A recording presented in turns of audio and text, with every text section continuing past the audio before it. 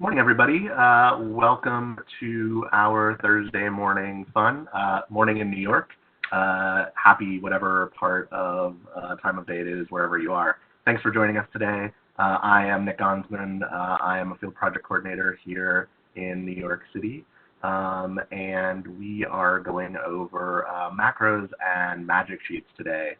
A quick reminder, some housekeeping notes. Don't forget that at 1 p.m., we have our friends doing Hog, and they always have more clever titles than we do. And so today is Who Gave This Pig Wings? So check out their accessories and things after the session. Next week, the illustrious Rob Crane will be taking you through the second session of the Augmented Learning series. That'll cover fixtures setup, so patch and dealing with edit mode. So be sure to join him if you want to learn more about that. And then 2 weeks from now, we are going to have Mr. David Kane, who is famous from our effects learning series, and he's going to be covering EOS family effects. So that should be a lively conversation.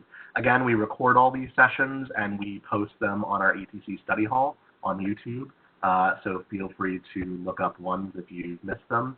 And also the schedule for all of these events, not just consoles, but other things coming up, are available at our website at Study Hall in your My ETC account. Really quickly, I want to introduce sort of the session. Today we're going to be going into less presentational and more conversational. So this is going to be kind of free form. I was talking with the group beforehand, and we were saying, you know, hey, it could go great, and if it doesn't, it'll be over in 2 hours. So there you have it.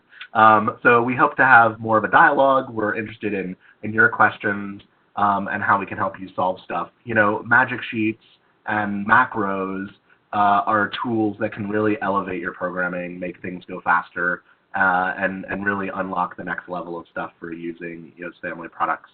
So really quickly, joining me today are two amazing programmers. They also happen to be trainers, EOS family trainers in New York and around. Alyssa Eilbott and Ryan Phillips, welcome, good to see you. And of course, the ever wonderful Ginger is going to be helping run the show, work with your questions, and make sure that we're staying on task. So we prepared a show file that's kind of a mashup of a bunch of different stuff that we have. So most of the day is not going to be in PowerPoint, which is exciting. We're going to spend a bunch of time in the EOS software. So stick with us. We're going to go through some ideas and concepts. Yeah, basically I'm going to present. Alyssa has a section, Ryan has a section. We'll take questions between those sections as we hand off, so feel free to ask stuff in the Q&A. We'll get to them as they sort of fit into the discussion. So if we're ready, let's do some demo time. I'm going to share my screen.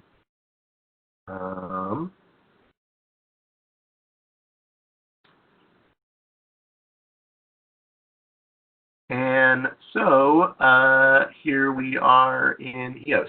I'm going to take you through some stuff. Basically, this show file is a mashup of a show file that Alyssa, Ryan, and I have been working on for our expert topic series, which we'll be releasing whenever it's done. But basically, this a chunk of the show file will be available to the public when we release that series. So the stuff that I'm going to take you through in the next couple of minutes, we're going to give to you. It's going to be public. So that is great. You can take this file. You can follow along with some of the expert topics classes that we're creating. You can also tear these apart and sort of see how and why we're doing what we're doing. Some of the other stuff, and why you notice the show file title is Do Not Distribute, is stuff that we've brought in that's from shows or spaces we've worked on. So those things aren't shareable. We just wanted to give you some ideas and show you kind of how some of those things might function. So those won't be a part of this show file once it's distributed. So just want to set the expectations right up front. So the first thing we kind of want to talk about, this is actually mostly the brainchild of Alyssa. So this series of magic sheets uses the menu structure, and this is something that, if you haven't used it, is pretty popular. I see a lot more people using this in their show file. The idea being that you want your magic sheet to stay in a single location in your layout, in one of the places on your screen, and you want to be able to change what's populated there, right? So you can kind of see here on the left-hand side of the screen, we've got these various menu objects, and you can see that as we click them, it actually takes us to different screens, right? So we've put together a mover control page. We've put together some stuff specifically for the LED static fixtures, specific site controls, effects, and things like that. So I just wanted to take you through some of the ideas and the concepts of this.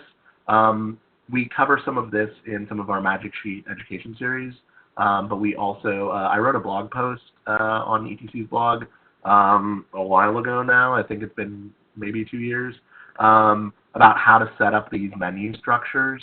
So if you need more details, don't hesitate to look there, or obviously we can answer more specific questions in Q&A.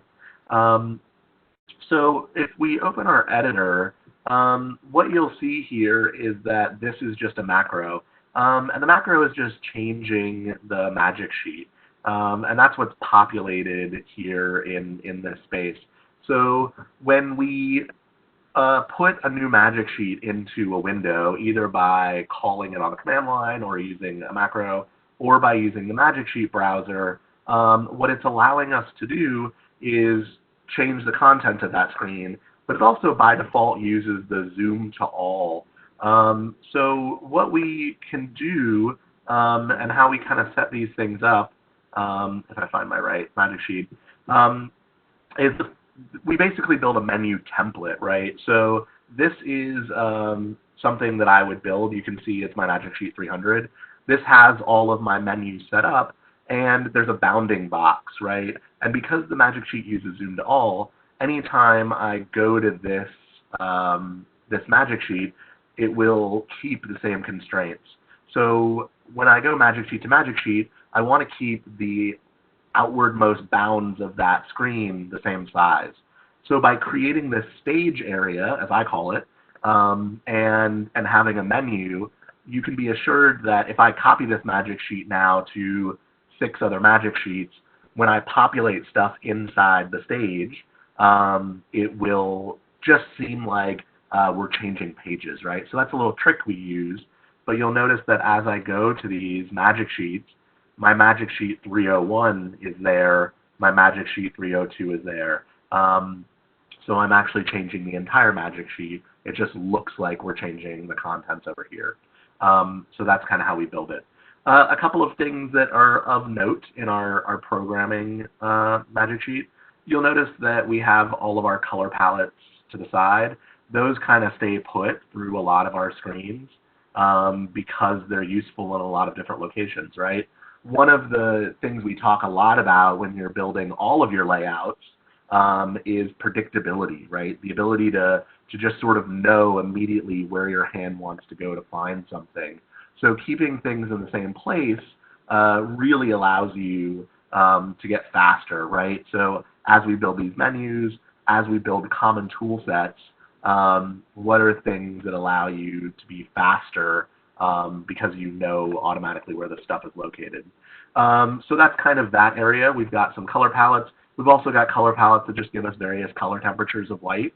So that's useful. And on this particular page, we've got a nice little row of chips.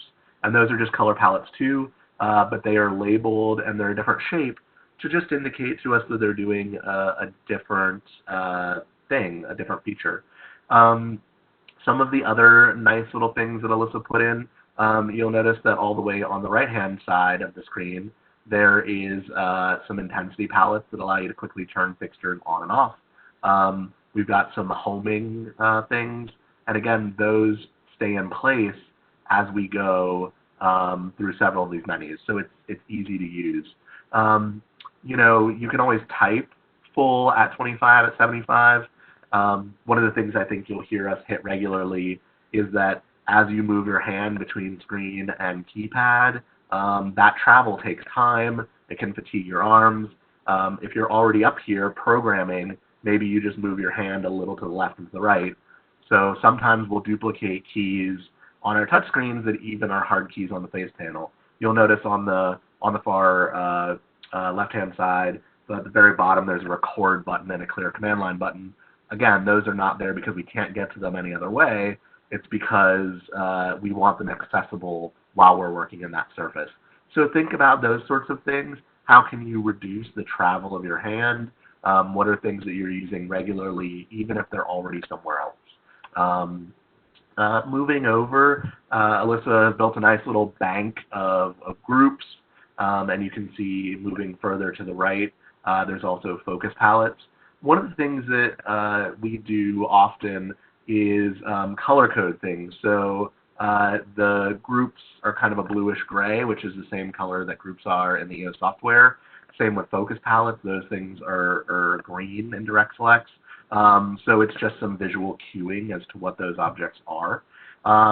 You'll also notice, and I think this is a theme that we'll see throughout all of our stuff, is there's a little bit of a gradient to these things. And again, this is just visual cueing that allows us to quickly identify where we are in a grid. I think that there's lots of studies that prove that color association is really powerful for lots of people. And so as you hit things regularly, if you look further down to the gobo index rotations and the prisms, the stop is highlighted in the center, right? That's just a quick visual way for you to find your way in a bank of things. So consider that. How can something like subtle changes be indicative of what you're using? In the group area, this is another thing that we'll look at that's a common theme. You'll notice that there's blank space built into our magic sheet. So as we're going through our tech process, as we're using this programming surface, having places to dump things is really important, right? Are you going to think of every single color palette you're ever going to need immediately before you even start programming? The answer is always no, right? So having places to dump things on your magic sheet so they become readily accessible again, that's really, really useful. And we'll see that there's little places throughout this and our personal files that allow us to dump those things in. The other thing that I kind of want to point out is that all of these objects are set up in a kind of particular way. You'll notice that the actual magic sheet object is the label is most predominant, right? So whatever we've labeled that target will show up there. That's great because as we change the labels of things, we want to know that as we move targets around, moving groups, moving palettes, we want to make sure that those labels are up to date. And if something gets messed up, it's a pretty good indication that, oh no, I moved that group from the 900s to the 100s and now my magic sheet's all messed up, right? So showing the label's a pretty good thing. The other thing that I like to do, and I think Alyssa and Ryan will agree to some point as well, I always use the fields, the things that show us, not just our label, but I like to know what the target type is and what target number it is, right? Oftentimes when we're interacting with these things, sometimes you just got to get to that group, right? I gotta go edit group 111. I just need to know that that thing is group 111. So keeping an indication of the targets readily visible, I have found pretty helpful.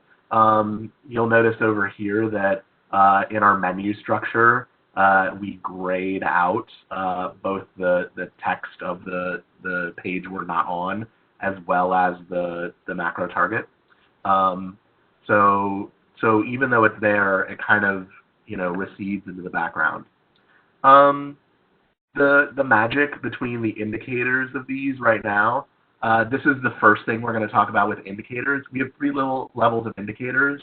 We have dumb indicators, we have channel level indicators, and we have database indicators. We'll get to all those. So But a dumb indicator is literally this. Am I on this page or this page? Well, as I move from my Magic Sheet 301 to my Magic Sheet 302, the only thing that we've done here is we've literally just changed the color of that object. On Magic Sheet 301, this object is dark blue, this object is the lighter blue, right? And if I go to Magic Sheet 302, that object is now the lighter color, and this object is now the darker color. So going back to our Magic Sheet 300, which is just our menu, you can see here they're all unlit, right? They're all just dark.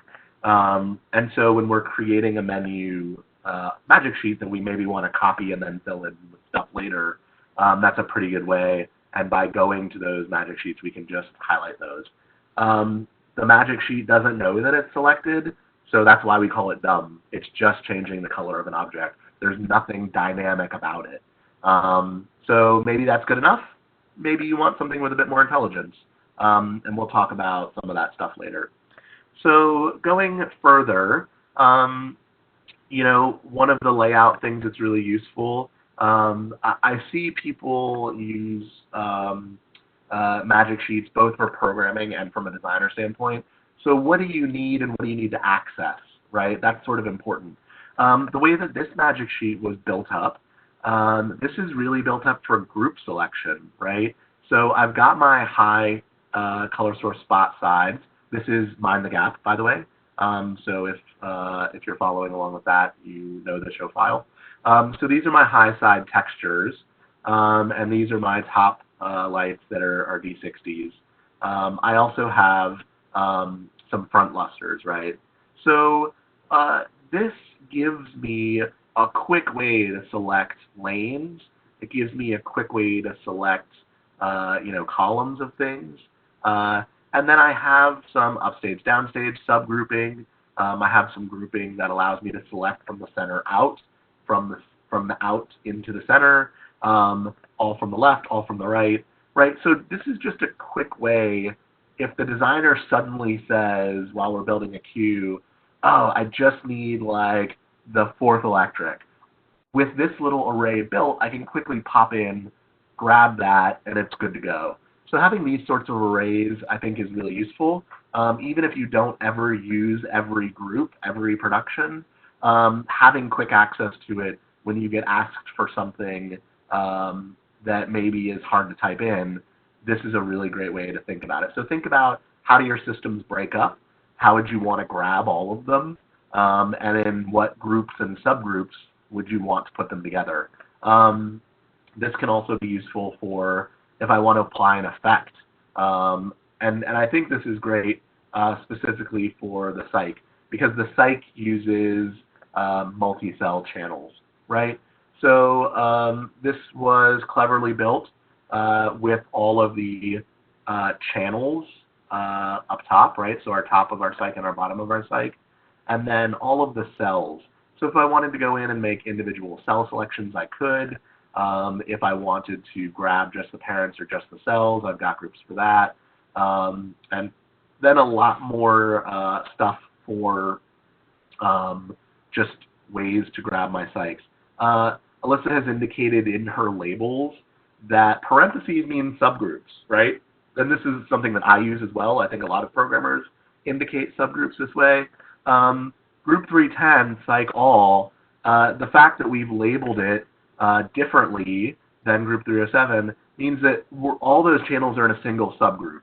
So instead of chasing in a row like they do now, which you can see running on that effect, a psych all and that effect would do a full psych color roll, right? So that's a labeling convention that says, oh, this group 310 is going to behave differently than this group 307, right? So keep in mind that labels can mean a lot to you as well. This is subgrouped, just the top psych and the bottom psych, subgrouped separately, all the parents, all the cells, etc. So keep an eye on what you want to do. The Mind the Gap show file also has an LED puck wall. And so sometimes if we want to access that, we can have additional groups here that are separated. But the other thing that was built is we built a little pop-up, right? And so if I want to get into more detail on my pixel wall, we've got a button here that changes our magic sheet to that pixel wall, right? And what you can see is it actually just changed it to magic sheet 303.1, right? This button that closes this submenu is actually just going to send us back to magic sheet 303.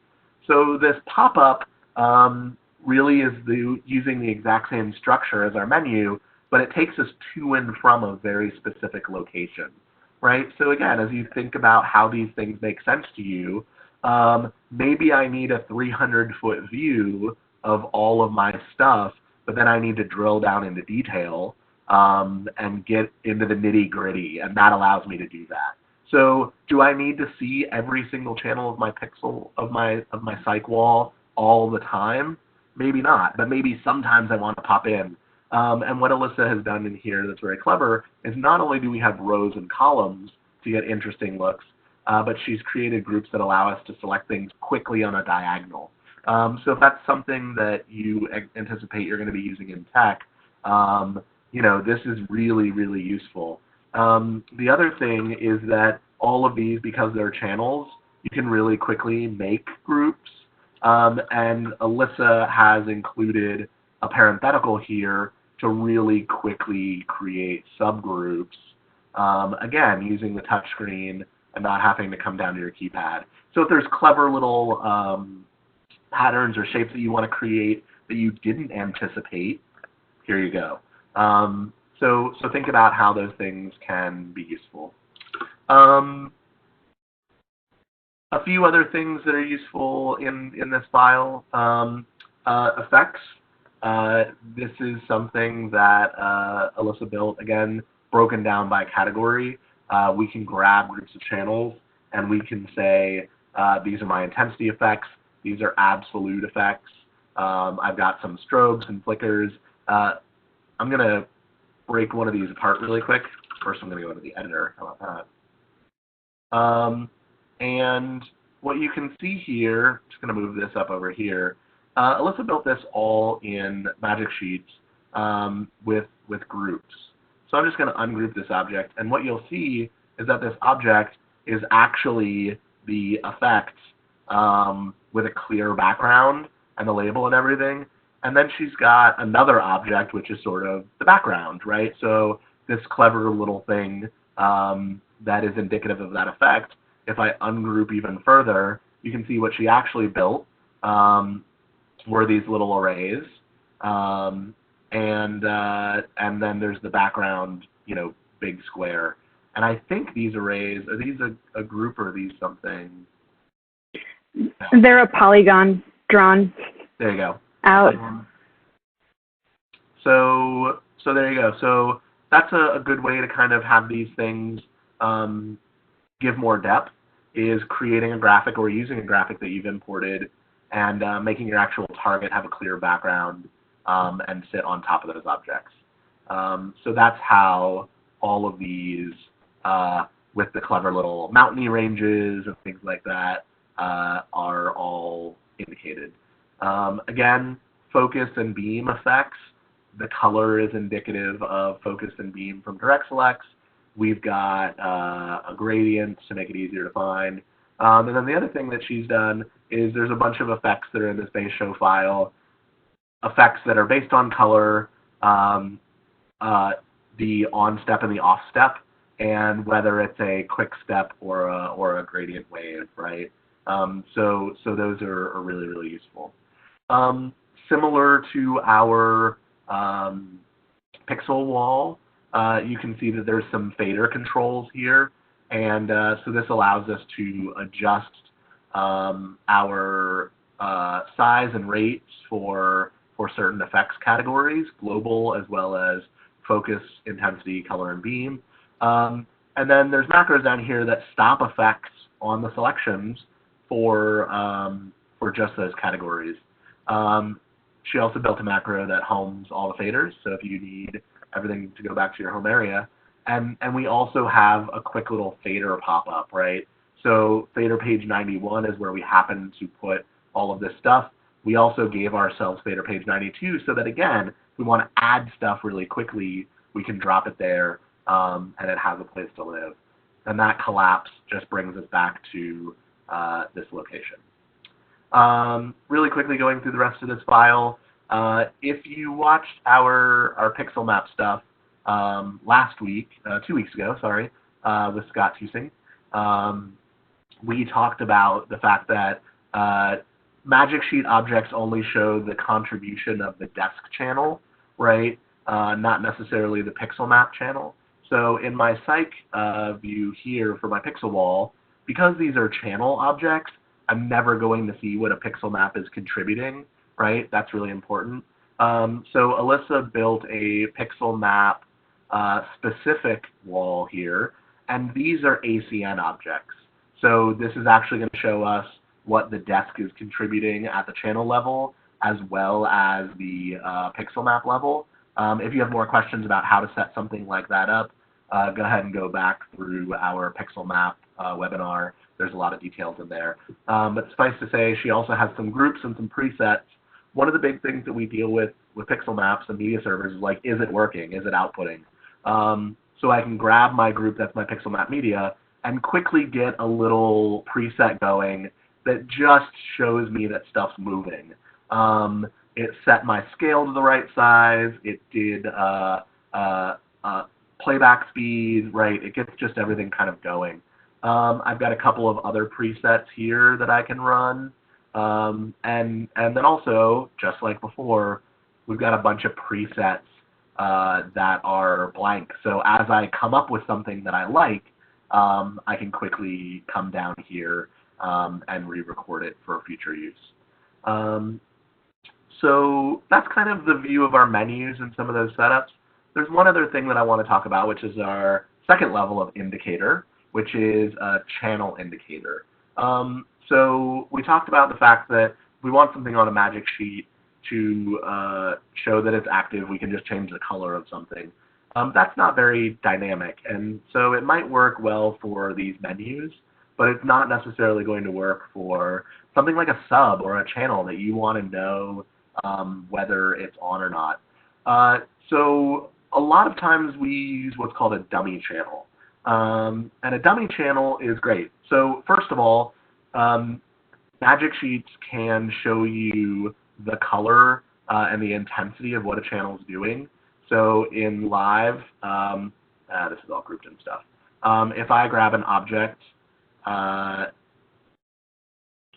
and I put it in there, I can link either my line or my background to the channel or target color, the color that it is, real time, or to the intensity. This works in live, this works in blind, it's really useful.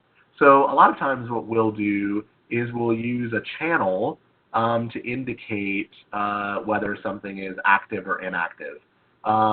So here we have these buttons. I'm going to go to this one so it's a little bit more full skies. We've got what are called our money lights, which are our front lights for our talent in Mind the Gap.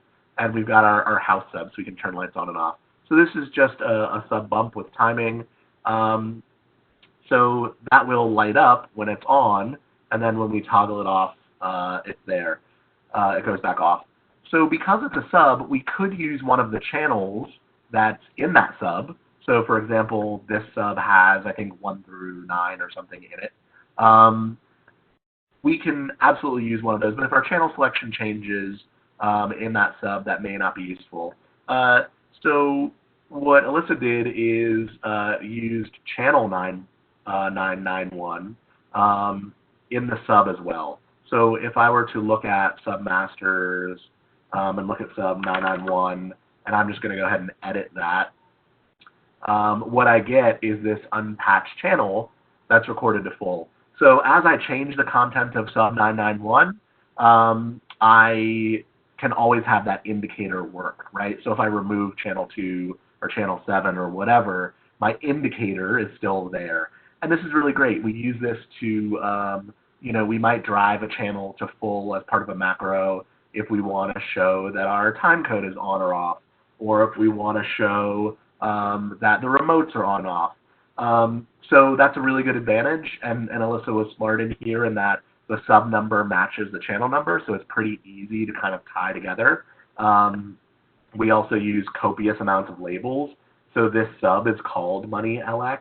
If I go into my patch area, you'll see that channel 991 is noted as a magic sheet indicator, right? So she copied a dimmer and made it a different type and labeled it as the Money Electric sub. So, try and leave yourself some breadcrumbs when you're starting to use these things. You can see that the home sub, same thing, 999 is that indicator. These are all really useful tools. The advantage is that you've now got a channel that can show you that stuff on a magic sheet. The disadvantage is channel 991 is at full. So does that get recorded into queues? Probably. Does that get recorded into other subs? Probably. Do you get manual data? So when you select data, if you're bringing it up via macro as part of the manual selection, using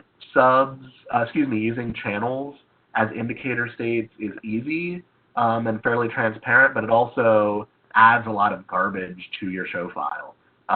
So this is a way to do it, and I know a lot of people that do it. When we get later in this presentation, we'll talk about database indicators, which are another tier of kind of unlocking stuff.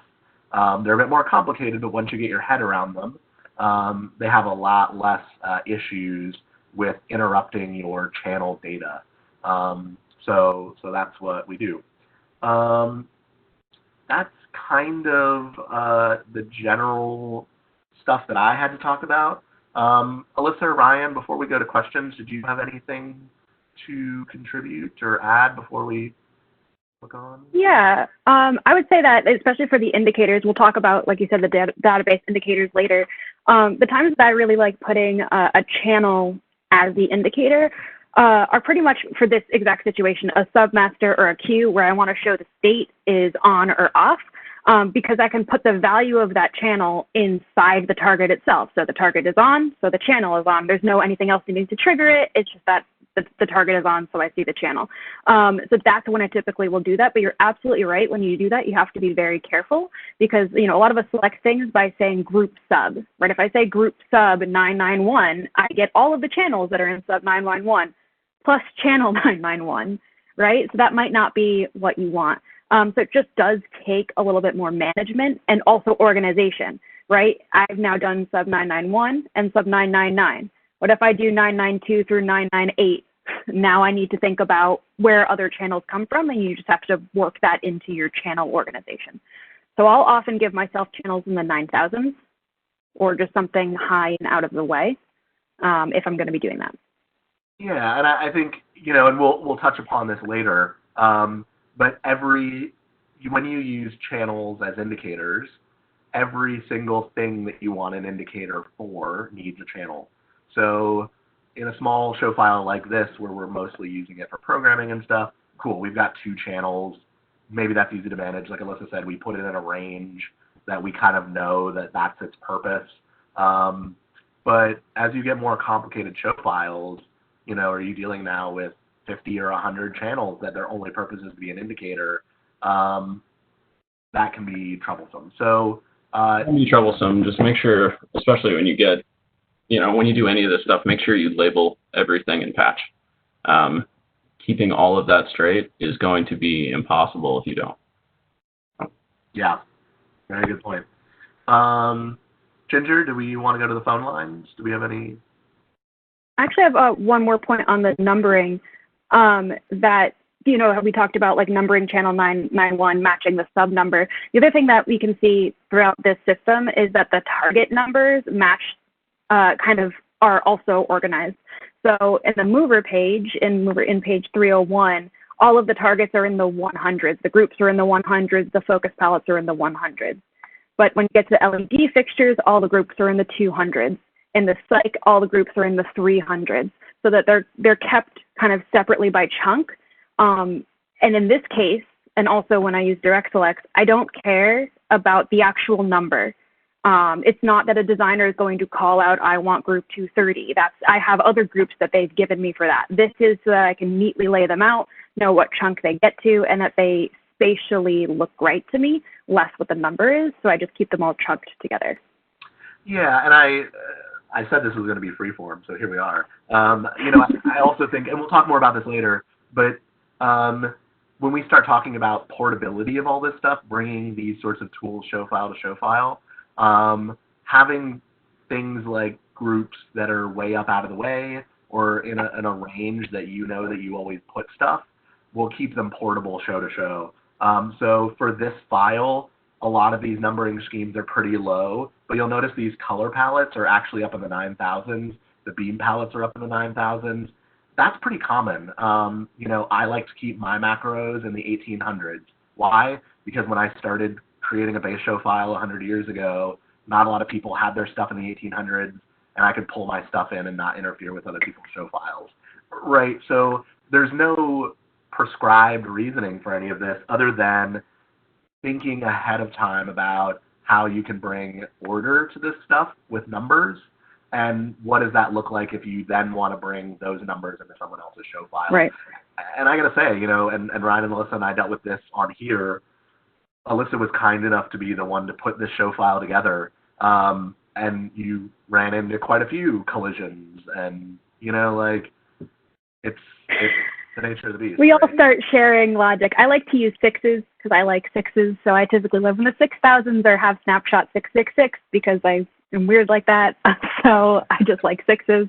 But yeah, when putting this file together specifically, we had a lot of crunching over each other, and so then it's just a matter of moving things. One question I will address just was how long did this take, and was it useful to, did the amount of time, was it worth it? That's an interesting question for this specific case because this file itself, this menu structure, was made for our classes. So this isn't something I use in my personal programming. The majority of this file, the structure and everything, took me about 2 10-hour days to kind of bang out. But we've been editing it ever since that. And if you continue to let me, I will continue to edit it until you pull it away from my hand. So I already am looking through this and was like, oh, that's a little off, and that's not quite lined up, and I will do that forever. But in terms of once you get good at copying and pasting, a majority of this is just copying and pasting and using array tools and copy tools, and the desk makes a lot of this pretty easy. So the thing I do in terms of quick building is I will take, as I'm building stuff, I will take buttons and pages that I like, and I'll copy all those objects and group them and copy all those objects to another magic sheet that's called tools. And it's just a giant magic sheet of buttons I like with the right gradients and the right layouts, the right screen sizes, things like that, so that you never have to build them again. You just go into that magic sheet, copy the buttons you like, all of the labels and everything else are already set. So it makes it much, much faster once you do this once. Yeah, exactly. And to Alyssa's point, this stuff just it's iterative, right? And my experience with people diving into this for the first time is tech is hard, right? You don't know what you're always going to need exactly. And so going into something, you will probably spend way too much time for not too much payback in one version. In another version, you'd be like, I should have spent more time figuring out that pixel wall or whatever. And all of our show files constantly are evolving. Like Alyssa said, we could tweak this to the nth degree. This thing is purpose-built for education. You are going to build tools that are purpose-built for how you work and the types of gigs you do. Ryan works mostly in TV film, and so his show files are very specific to that sort of work. I work mostly in theater. My show files are very specific to that kind of flow. But again, I think that if it's a gig that I'm walking in and we're going to bang it out and then in 24 hours it's going to be in the dumpster and we're never going to see it again, I'm not building a magic sheet system like this unless I already have it and can really quickly adapt it. If I'm sitting in tech on a Broadway show for 6 weeks, maybe spending, a week's worth of time building out a menu structure to quickly access stuff is good because I need to get to stuff quickly because time and the space is more important than my time building it. I think the goal of a Magic Sheet system like this is that it should be flexible enough for you to bring to any show that you work on, or at least most of it, right? You're going to have stuff in your file that doesn't work for the show you're working on. But if you have a base layout, something where you know where all your macros are, your tool sets are, that you can get to no matter what, even if you don't use all of them, you have most of them there. There's a question in the Q&A that says, do we use a base file to start a show, or do we create one when you need them? I think it depends on the show type, right? So on a quick one-off, do you use your base show file? Yes. Are you sitting on a show for a long time? Do you need to build custom stuff? Yes. So I think it's kind of a mix of both. And then sometimes you walk into a place where you're not allowed to use your own show file. You're working off of someone else's, and then you bring in specifically the tools you want in a range that's not going to bother their stuff. Yeah, and I think the discussion that we have too often is the additive versus subtractive. Yeah. You've built up all your tools. You have your base show file with all of your tricks, right? All your tools that you might need on the next gig that you've collected over time. Do you open that show file and start working from there, or do you open a new show file and just bring stuff in? If you ask 3 programmers, you'll get 9 different answers.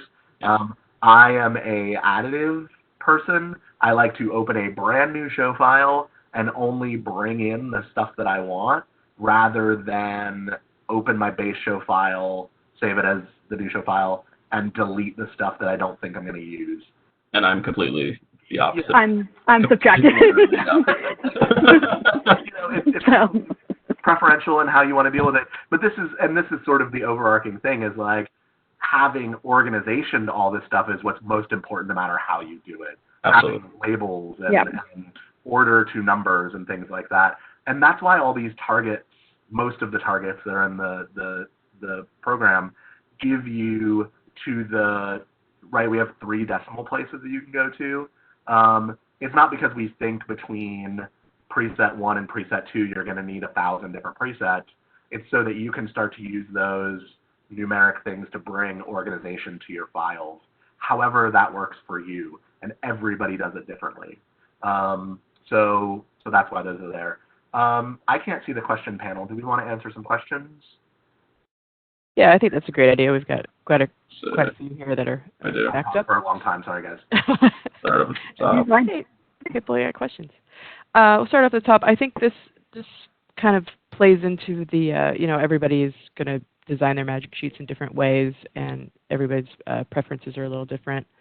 But early on, we had a question about why copy the menus onto every magic sheet. This is from Richard. He's saying that he does that by splitting the workspace with a menu magic sheet. Yeah. I personally, I actually do it the way that Richard is describing. So this magic sheet was specifically built for education and really works if you have a magic sheet dedicated to a screen, and this workspace is just this magic sheet, and you want to go between it and pick things. People have noted it's pretty dedicated to a proscenium theater build out. Yes, this is built for a very specific plot. You can pull stuff out and put stuff in for sure. When I'm programming, I typically don't have the real estate to dedicate an entire workspace to one magic sheet. I often want a bunch of macros. I want direct selects. I want a whole lot of other stuff. So I do break out, exactly like you're saying. I take that menu that we have on the side, and I make it its own magic sheet. That's a tiny little frame. And then when I click it, it targets either a specific magic sheet. So it'll target a magic sheet and a tab. It might target a tab.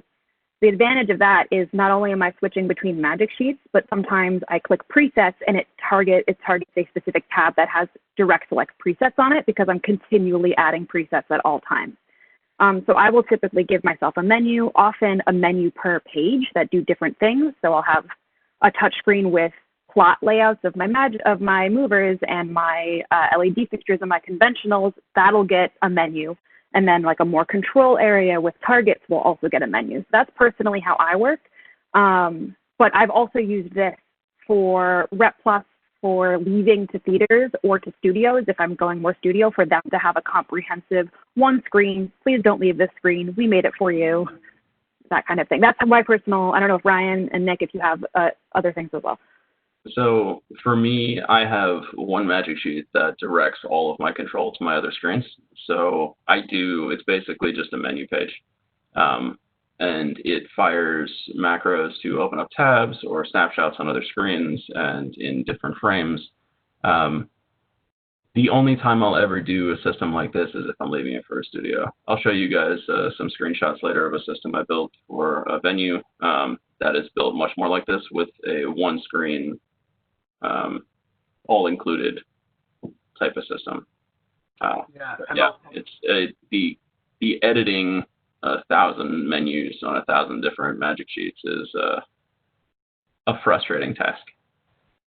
You know? Yeah, and I'll say the only thing that you have to be careful when you break it out, when you don't do it this way, when you put that navigation in another tab, is the board deals with magic sheets based on focus. And oftentimes what you can actually do is change your menu to the magic sheet that you're navigating to. And if you've slivered it off, then it's really annoying. So you just have to be really careful as to how you build that menu, like Ryan and Alyssa said, using tabs, calling tab numbers, using snapshots, things like that. Later, I'll send you an example of a macro to target the tab and show specifically how to do that and how to get back and pull tab back to tab 1 so that you can work with it easy. Cool. So just be careful, but yeah, that's actually the way a lot of people work. This way it's a lot easier. So that's kind of why we show it. This is a good getting started point. Absolutely. Absolutely. Yeah, there's a few. So we got a couple questions here that are talking about using a single magic sheet, but then using views to show different views. What are your guys' thoughts on that? So from personal experience, when you start using different views in magic sheets, your magic sheets are going to end up being huge, like gigantic. The console doesn't really like dealing with large, gigantic magic sheets. Especially when you start dumping image files and stuff like that on it, and your console is going to lag pretty hardcore if you start doing that. So it's usually better practice to fire to different magic sheets just to keep the processing power down. Because even when the console is looking at a specific view on a magic sheet, it's still processing as if you're viewing the whole thing. So it's still using up all of that processing power to view everything, just focusing on one part. Yeah, that's exactly it. Is the desk has to load that whole magic sheet right into its memory, and so the more complicated it is, the more images that it has, especially on older hardware, it's going to struggle. So the other thing that I'll say is that it's like focus to all trick that we use when we go between pages.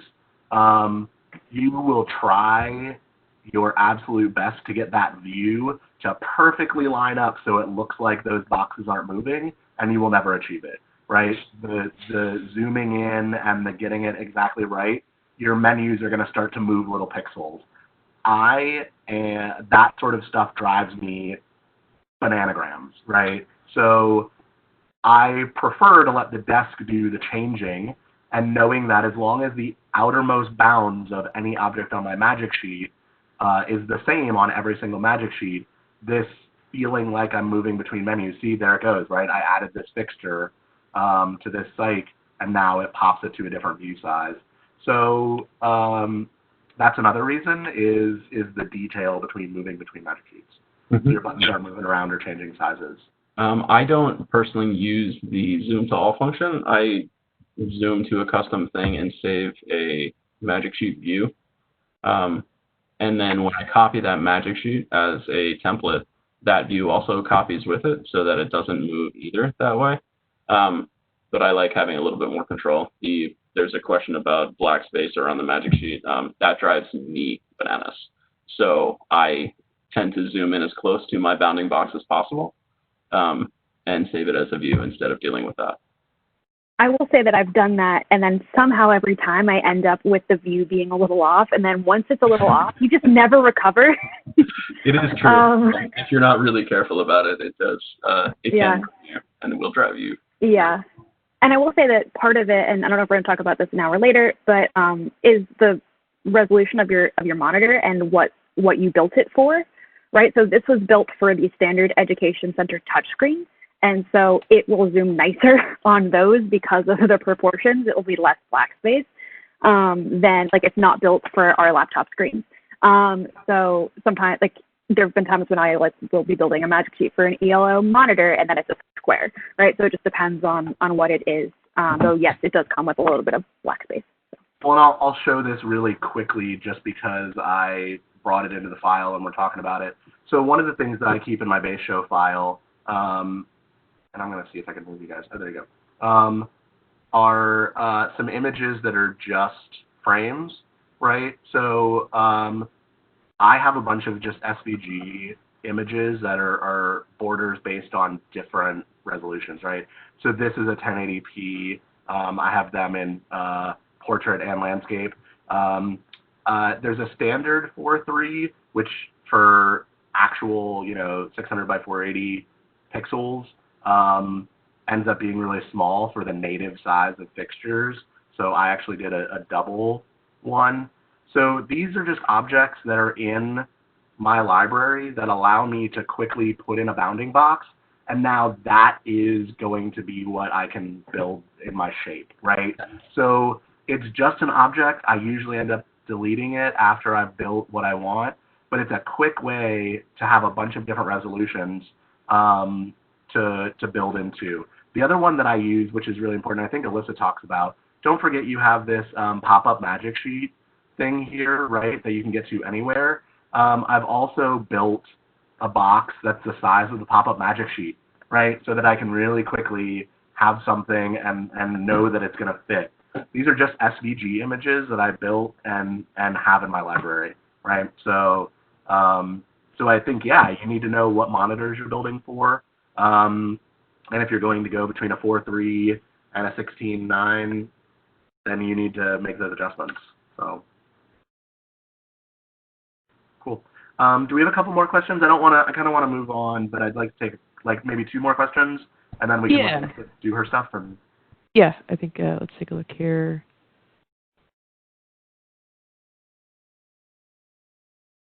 So one question is, would a partition work for keeping cue lists and other things from recording the indicator channels and other and adding gaps to the file? Yes and no.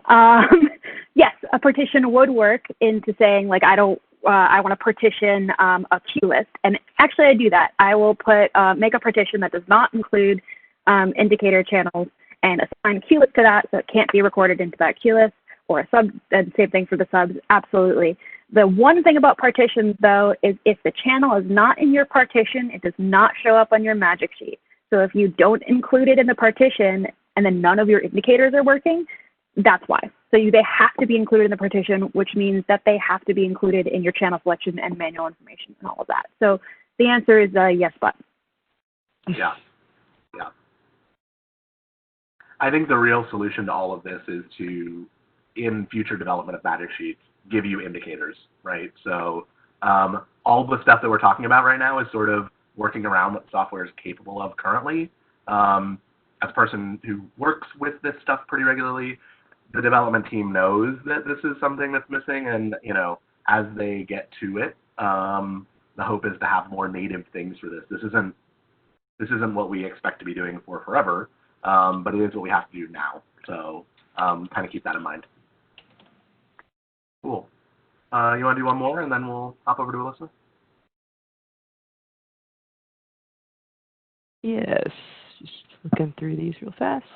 And I'll say while Ginger's looking, we're going to get through the content by 1 o'clock, but those of us that can stay will stay and answer more questions. So if we have to cut questions short, we will stick around afterwards. Those that want to get to Hog, we'll make sure you can get to Hog. I'll keep recording so that the questions are recorded after the session too. Okay. One question very quickly was somebody came in late and they were just asking if we would have the file available for them. Yeah, so part of this file will be available eventually, not with this release of this video. It's part of our expert topics series that we're working on. And so whenever those workbooks and things are ready, the show file will accompany that. There will be some parts that are mine, Alyssa's, and Ryan's that will not be a part of it. So the stuff that I just showed you, will all be a part of it. The stuff that Alyssa and Ryan and I will circle back into won't be. So yeah, eventually, I think is the thing. So whenever we release expert topics, the fact of the matter is that the show file isn't quite ready. So so stand by for that when we're ready to do that. Will that include your cheater frames? Hint, hint. It doesn't currently, but I see no reason why I can't put those in there. Ginger, you're responsible for reminding me to have those. Just, we'll make sure we'll slot them into an appropriate target. And yeah, I'll see why not. Taking the note now. Yeah, taking the note. All right.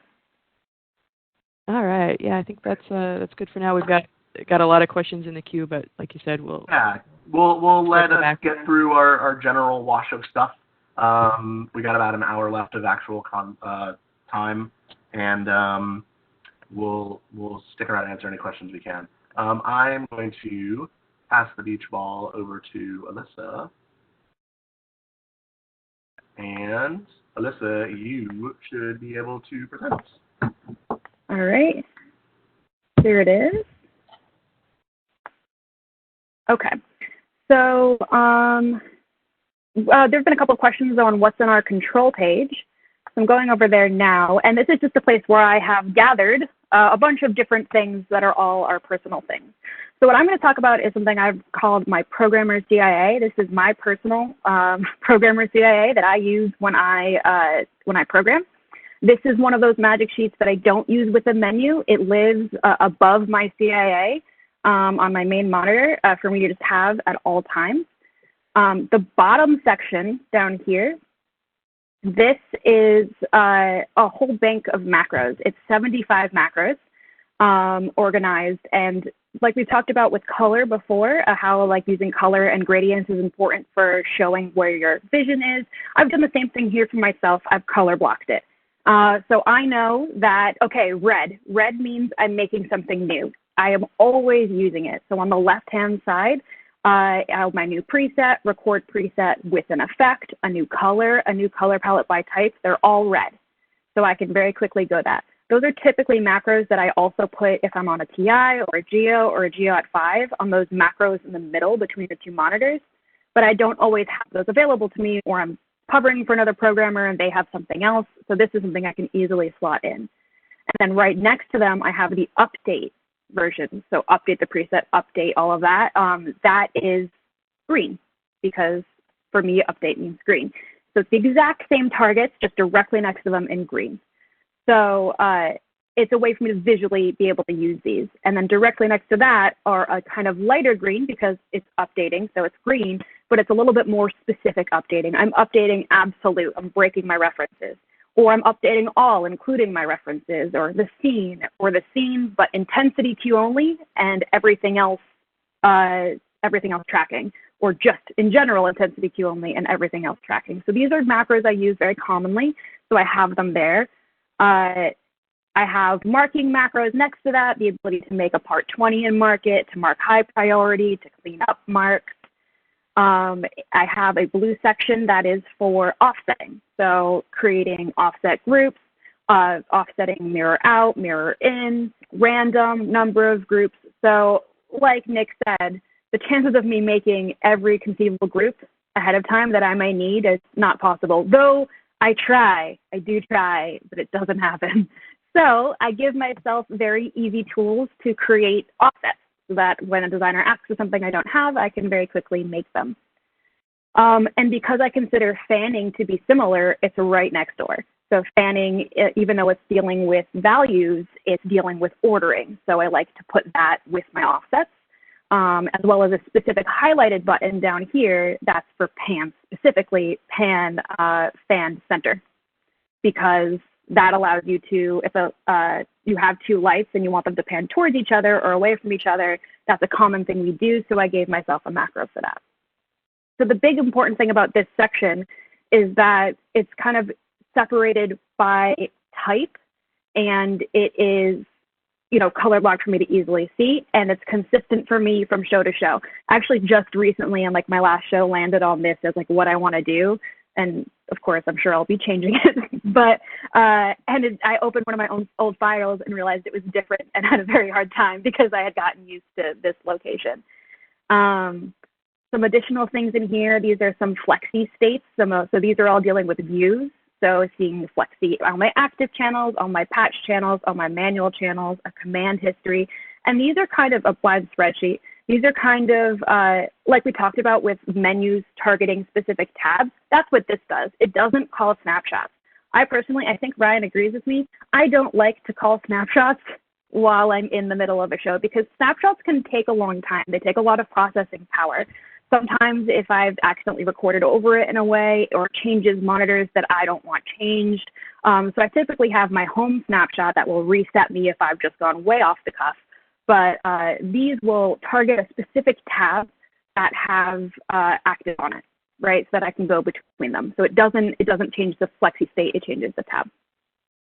Some show control buttons. So the show control button will take me to show control and put me in the right event list. If I'm not doing show control on a show, I will make those black and allow myself to have blank macros that I have for like, oh, I'm doing this over and over and over again. I can target this macro. In theater, this is a theater thing, the scenes specifically are go to scenes. So separate by scenes and the ability to like pop that up or create a label very quickly. I use querying a lot. All the time. Query query preset, what's in this preset? Query in this color palette. Query active, is in, group preset. A big one I use is live moves and dark moves because if I see that L indicating a moving light is about to live move and we're coming up on that cue, I can hit blind, next, query live moves, mark enter, and I'm done. So sometimes I have that as a macro, but I don't always like automate it that completely because I don't always necessarily, or sometimes I want that live move or I want to make the choices. But the live move button I use all the time, and that lets me very quickly clean up a live move, even if I'm about to hit the go button and then you don't see the live move happen. Same with mark and marking. What is currently marking for the next cue or what is on and has marked. Copy effects. We looked in the menu file, that page that was dedicated to effects. So I have a similar page that is dedicated to effects. It's banks and banks of effects that are in magic sheets that are like by color or by type. And they're all in the 900s and they're my generic effects. If I'm in a show, I will copy that effect as a starting place and then edit it specifically for the queue. Maybe I'll assign it's the number of the queue. Maybe it's in a bank with other things. So this copy effects macro takes the effect I just selected, copies it, pops up my direct selects for effects so I can pick the page, and then waits for me to label it. And then it finishes, that I can then use that effect, right? So I found myself doing it all the time, and that gave me a very fast way to do that. So underneath that, we have some special up, active overhead. Those are, group preset is twice. Hey, I get a button back. Oh, I can't wait to assign that. Those are also selecting things, so they're gray, right? I've like the home buttons we saw before, I have intensity home and focus home, all the categories over here. I also have them for sneak and stopping effects, right? So this is kind of a way for me to organize it. I can tell that recording is on the left, selecting is in the middle, as they're viewing things. On the right is kind of stopping things, homing things. And then I have a couple of special buttons on the left, like recalling absolute. So recall from absolute instead of the preset, and rotate encoder. Something I do is I will record snapshots that just specify encoders and make buttons for myself for that because I'm often wanting to rotate a gobo or the frame assembly, and you have to hit the button a bunch of times to get through them. So I will give myself a snapshot that puts me in the exact right place I need. So those are my banks of buttons. And if I'm on a geo, that's all I'm going to have on my CIA because I don't have room for anything else. But in this case, this is maybe on a TI, and I have more room. So above that, I have two command lines. This I was using for a specific show, but I really like it, so I'm probably going to keep using it. This green one right here, I call it my personal user, and this is a macro.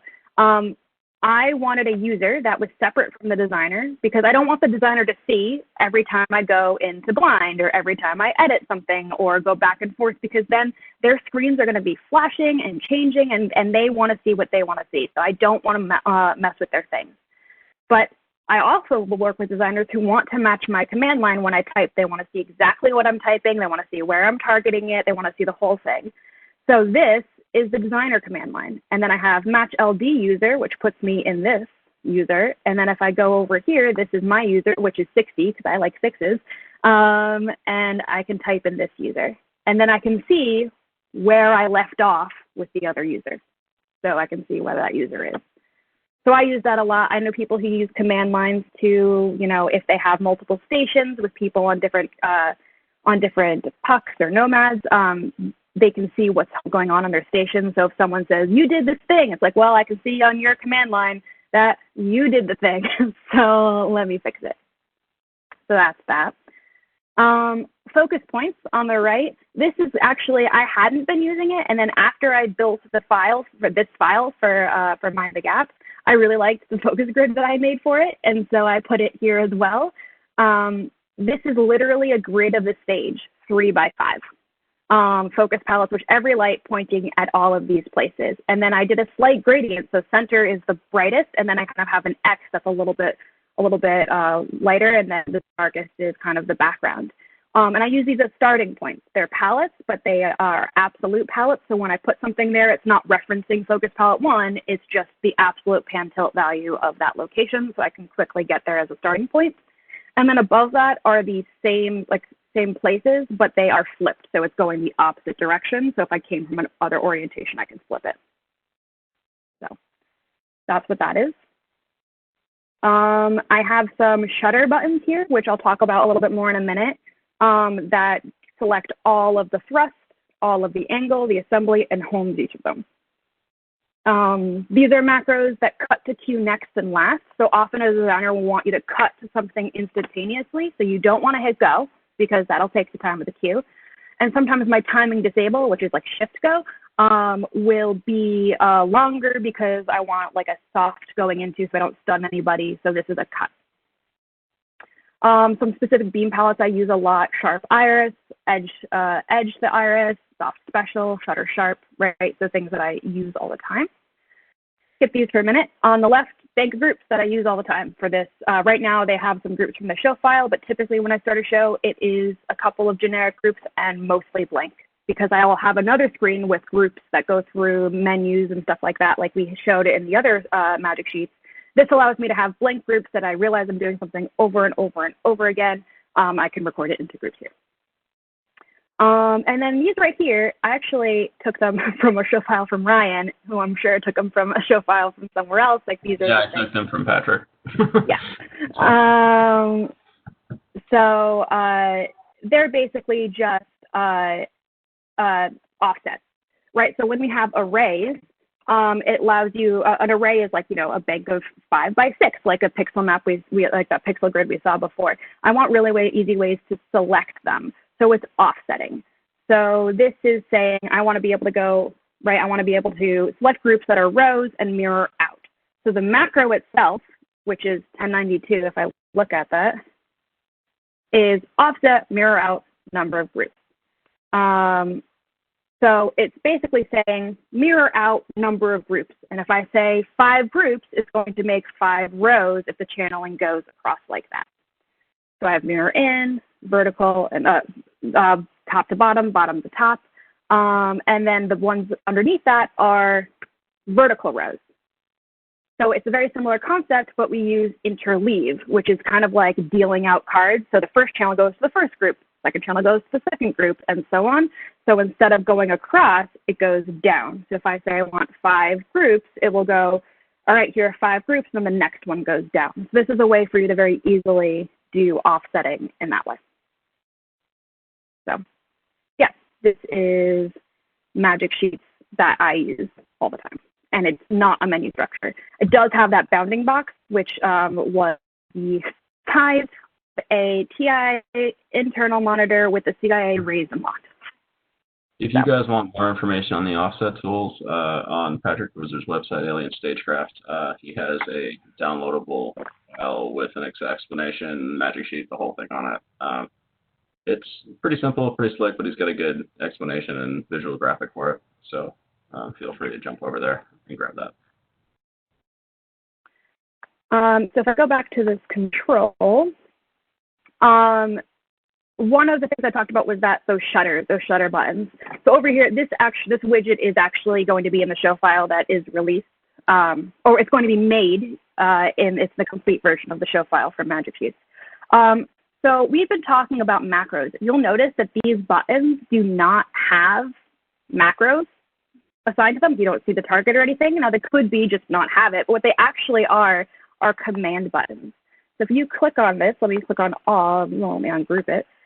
I click on this, you can see that the target is a command, and it lets you write in the specific command you were looking for. So frame _ thrust _ A all the way down. So it's putting in each of the targets. I use commands a lot. You can write in specifically like one at full enter, or you can write in the command for a parameter selection. You can write in an OSC command. If you hover over it, it should at some point give you kind of like a little pop-up that gives you some information as to different commands you can do. The advantage of this is that when I copy it, it's a widget that I can plop into Magic Sheet. I don't have to target a macro. I don't have to go edit the macro. Everything is right here. I don't have to worry that I've done the wrong one or that the target overlaps with someone else, right? It's just plopping those parameters in for me. This does all of the angles, right? A nice visual representation of all the angles. This is the thrust.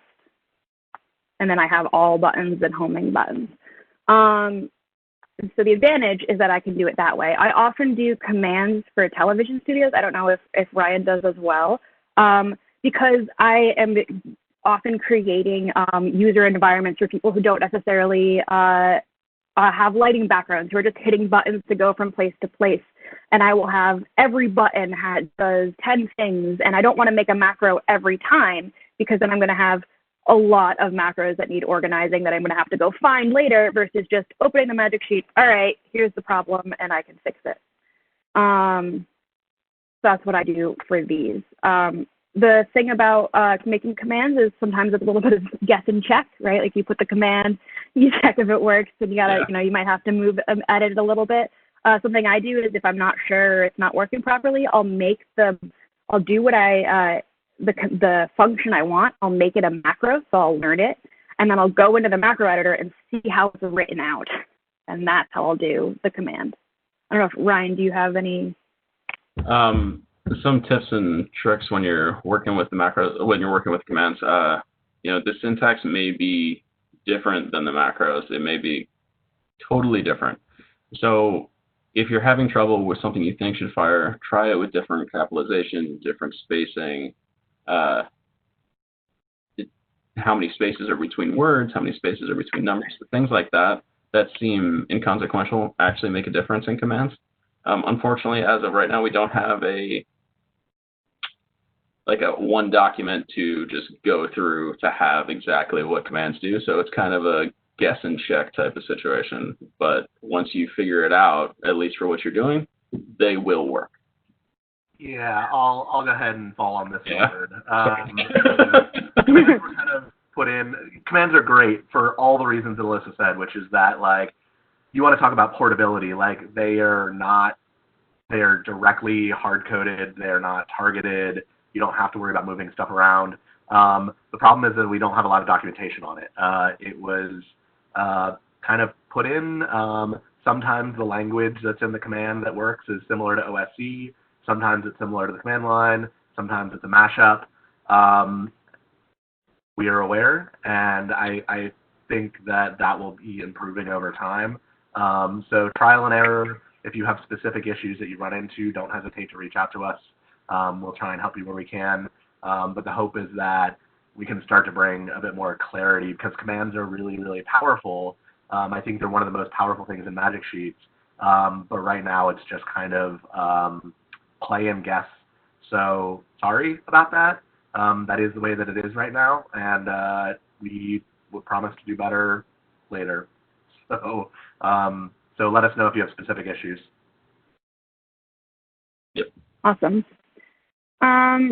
Okay, so another thing is that we've been talking about kind of like interfaces that we leave for people to use that you know, have all of the UI built in, and we'll be showing a little bit more of that. But one of the tools that came out, I think it was 2.9, I could be wrong about that, is limited expand mode. So limited expand mode allows you to expand your magic sheet to take up your entire screen. So it removes the command line, it removes a lot of things. If you click on the gear here, you can do limited expand mode and it pops you into kind of a full screen version. And you get this little bouncy ball up here, which lets you know that nothing is frozen, right? Because you want to make sure that you aren't able to see everything else. It's the heartbeat. So now I can't use the command line. I'm just kind of isolated to this, and then I can go through my menu structure, right? And it kind of gives me a dedicated interface.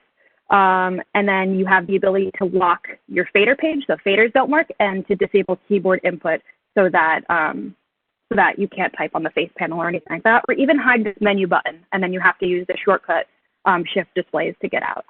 You can also now in 3.0 record a snapshot from here, which is lovely because then in 2.9 you have to like hope you get it right on the command line, and then you can even exit EOS from here. So one of the things that I will use this for, and a lot of people will use this for, is a screensaver. So I'm going to click this, which is a macro for a screensaver, and it's a bouncing ETC logo. So all this is a single magic sheet with, I have a massive rectangle, this background, dedicated to a macro, as well as this logo, which is also dedicated to a macro. And that macro, when you click it, brings you back to your home page, right? So that anybody can walk up to it and click it, and they can go back to the home page. To make this, it is 5 snapshots with the logo in each location. And then this macro, which is macro 1, is macro loop begin. So we're starting a loop and then firing each snapshot and waiting a second. And then it will continue to loop until you stop it, right? So it's just looping over and over. A couple of things. If you're in a place where you're leaving your screens up all the time, this can help prevent burn-in. Big thing is clients like those jumping around their screens. That's the big one. It looks great. It looks professional. Makes you look awesome. So it's a great way to do it. There's some things I've even done where it was like a studio in a school that, you know, we weren't sure that anyone would even hit the screensaver. So on every cue list, every macro, every sub had a 10-minute wait time attached to it that triggered a cue list that fired this screensaver. So no matter what you did, 10 minutes later, if you hadn't done anything, it will fire this screensaver and then you're in this place, which was really frustrating when editing. As silly as it is, the impact of a client seeing their company logo on a console is so huge and so easy. Massive. It's wonderful. Really. They'll love it. They'll go through like all of those magic sheets we showed you with like all of the fancy things in it. They'll like kind of nod and then you click this and then they do, oh, that's so cool. And they'll bring people over, and definitely a good thing to do if you can. Yeah. And it has the added advantage of basically locking things out until someone who knows what they're doing will come over and hit it. Yeah. Because I've also seen people give tours and brush up against a touchscreen and like turn the cue on. So like this at least gives you like an intermediary. Another thing that gets asked about a lot is logins, security logins and stuff, which is not something we have inherent to EOS, is the ability to give logins or things like that. But there are some hacks you can do to give you an additional area to get to, another magic sheet or a snapshot that require a code to get in. So this button pops up a limited expand mode magic sheet. These are just console buttons in here, like you have the ability to put console buttons in. You're going to notice I'm going to keep talking and it's going to actually go away from the screen in a second. And there it is. So this macro triggers that snapshot with that panel there and waits for 10 seconds. If you don't do anything in 10 seconds, then you come back here because I don't want to leave you in that location. If you start typing something and realize you've typed the wrong thing, now you have this X, and that X is a snapshot, which calls you back to the same location. So what this macro is doing is popping up this pop-up. It's waiting for 10 seconds, but it's also putting snapshot on your command line. So it's saying snapshot, and then it waits for 10 seconds. And what you do is, if you know the snapshot number, which in this case is 1, 2, 3, 4, I don't think the first one registered. Oh, it did. Okay. Yeah, waving cat. If you know the snapshot number, it calls up that snapshot, and now you're here. So it's a really hacky way to give you an admin login. And if you don't know the snapshot number, maybe you'll end up in the wrong snapshot if you got lucky, or it just won't do anything and you'll have to hit the X. I will say in this specific instance, it's not a snapshot, it's a macro, purely because I wanted to turn on the sub that made the cat wave. But I wouldn't do that normally because I don't want to leave macro open-ended for you to type in a number and just fire whatever macro that number happens to be. So this is just this one-off. And this cat is a PNG of a cat, and the two PNGs of the paws linked to channels that are going back and forth on an effect. So the intensity is linked, so it just looks like waving. And I'm a really big nerd. I made a resume in EOS once, and it ended with my resume up and like a hand waving. So, and it got me a job. So, you know, weird things.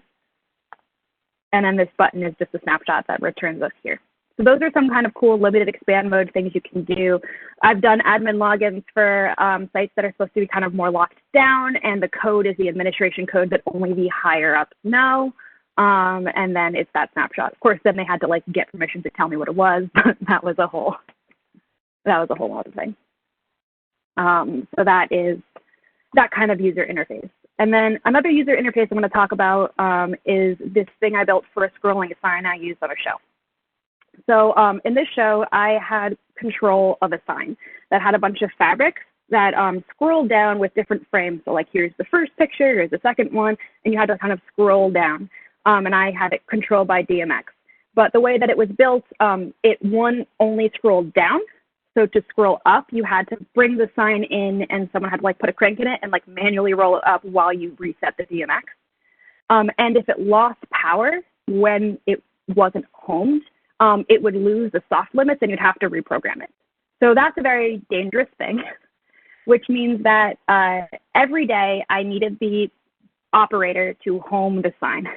So I made this interface that basically describes exactly what they need to do. When you're ready to reset, hit sign reset. So this is going to be manually rewound after the show, put it in a safe position, hit sign reset, and it's going to slowly scroll at the home while someone rolls the sign, right? I have link and unlink sign, which links it to a queue list. And then the motor is another sub. That stop motor puts you in a submaster that's like a higher priority that puts the motor parameter at a stop value. And then a release motor that releases that. So you can go. So that's if like something gets messed up. Important note, by the way, I'm controlling a piece of scenery via DMX. This is not a safety concern because there is nobody underneath the sign. I'm controlling a piece of scenery. Yes, if it goes wrong, then the sign might get messed up, but I'm not controlling a piece of scenery by DMX that people are on or under. So that's not a thing you should do. Reset soft limits brings you to this magic sheets, which basically gives them exactly what they need to do. So this happens, and I'm happy to say they never had to use it. So only after soft limit lost. So you're going to first need to set soft limits. And what that does is it puts the parameters in the right place. It starts slowly scrolling it up. And when you're at the right place and it tells you set the start, which sets the preset for start. And then it starts slowly scrolling down. And then I say set end. And that's the end point. And then you can reset it. And then because you're going to have to redo all the presets, it allows you to update the image, which starts slowly scrolling. And it fires one of those encoder snapshots that puts you in the position that allows you to adjust what the position is. And then when you're ready, you store the position, and then this was locked down in there, and you pick that, and now it's updated in that location. And then you can reset it. So this was kind of a UI built for someone to be able to do that. Of course, it's more involved, but it needed to be able to be done without me being called in to be there. And then this will bring me back here. And I'll go here. So yeah. Ryan, I know that you have a couple other UI kind of environments. Should we pass the beach ball back to Ryan?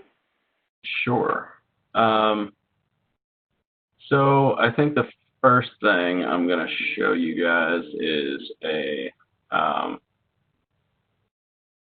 let's see here, an example of a file I did for a unnamed company as basically a user interface. So hold on one second. See my screen. Did that work? Yep. All right. So let's see. So here we're looking at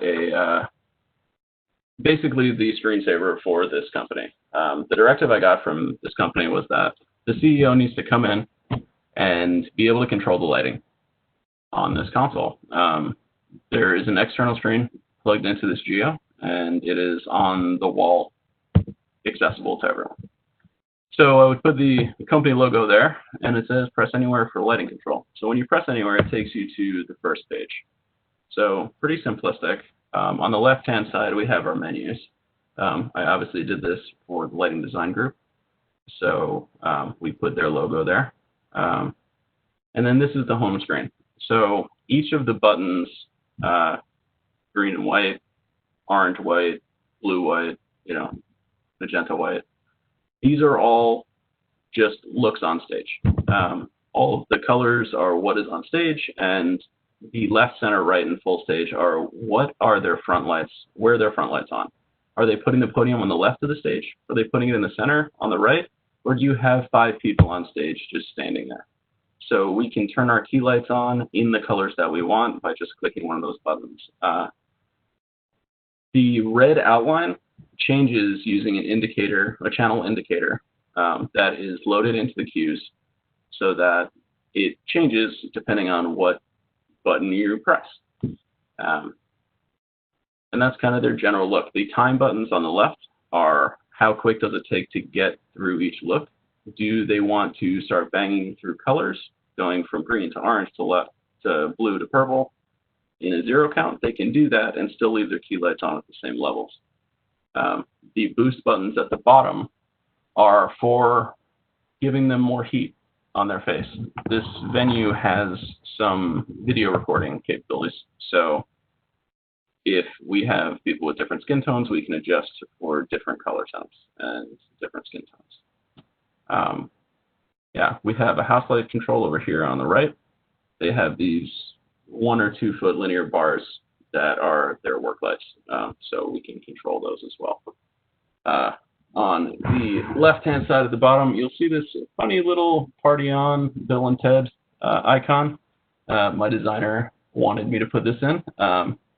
The CEO, maybe it's the CFO, one of the big guys basically said, I need a way to get everyone's attention while they're drinking and sitting in this venue.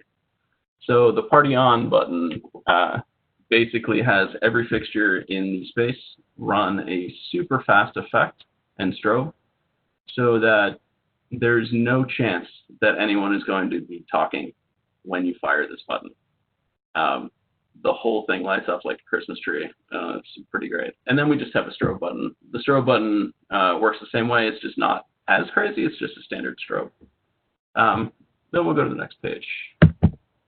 So this is our party button. So when we hit the party button, we come here. Basically the same types of looks, but what happens is the colors fade from one color to the next in certain intervals across their whole space.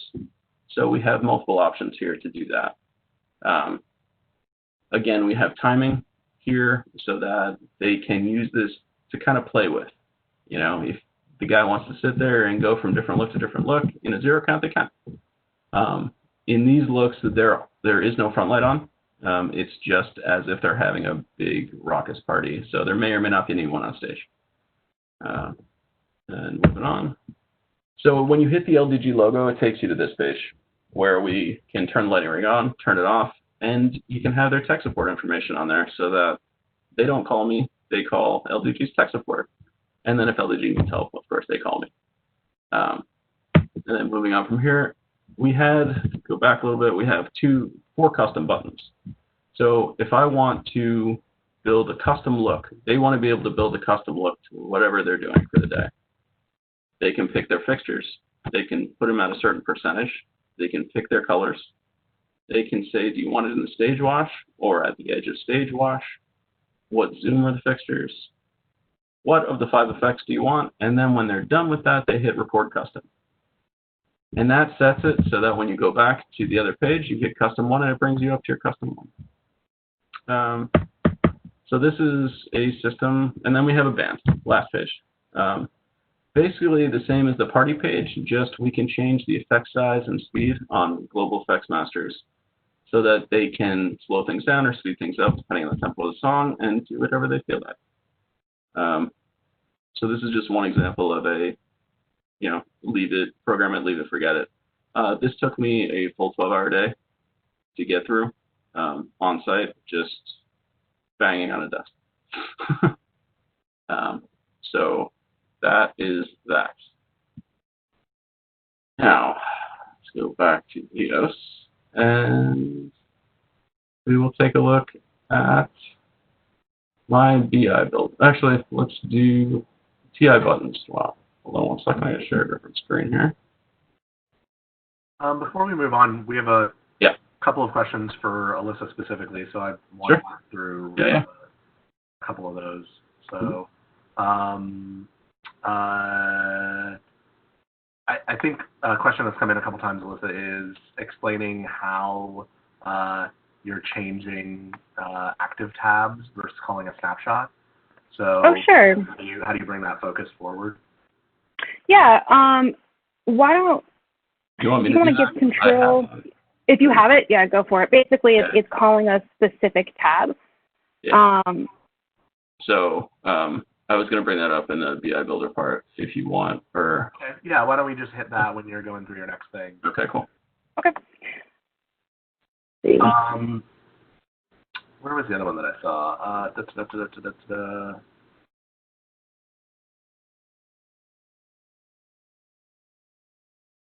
I guess one of the ones that popped up, well, why don't we go ahead and move on? I think all these others can be asked later. I also want to keep us moving. Sure. So, Ryan's going to pop in and go over a couple of other things, including a really advanced automated thing. Take it away, Ryan.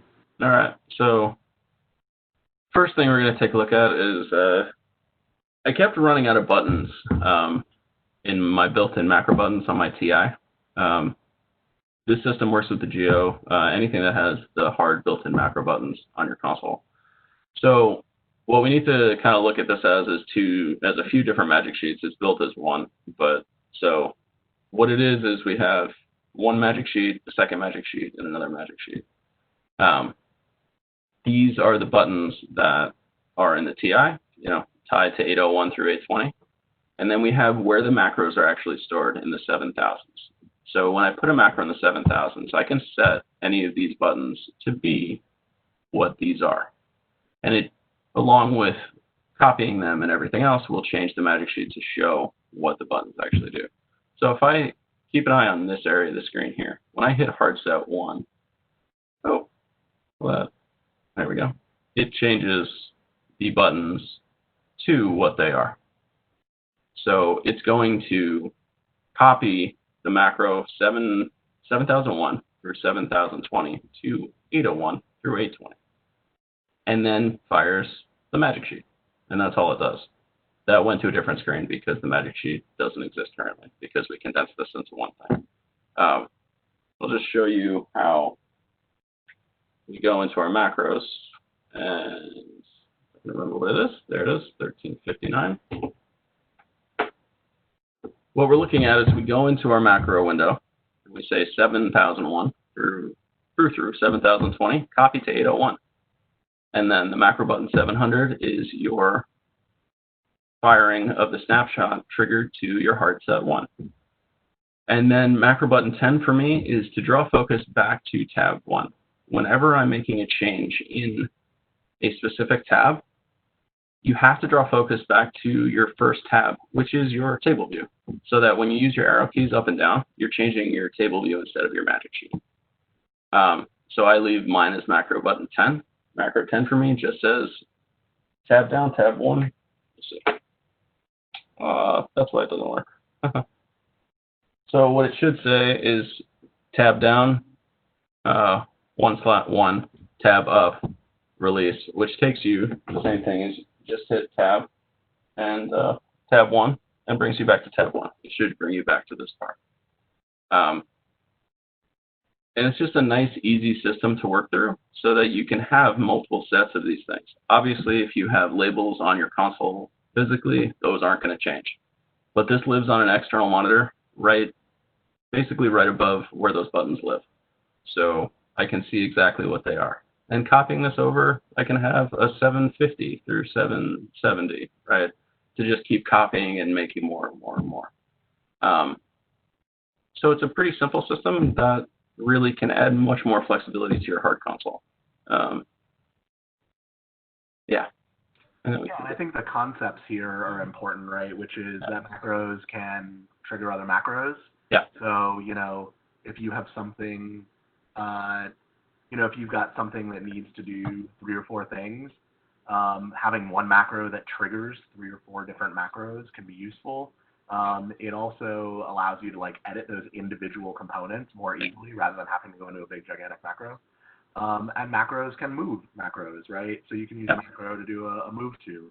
And that will be kind of fundamental on some of the other stuff that we look at a little bit later. So seemingly simple on the surface, but really useful tools globally. Yeah. All right. Talking more about macros in macros and tabbing things, we're going to share a different screen here.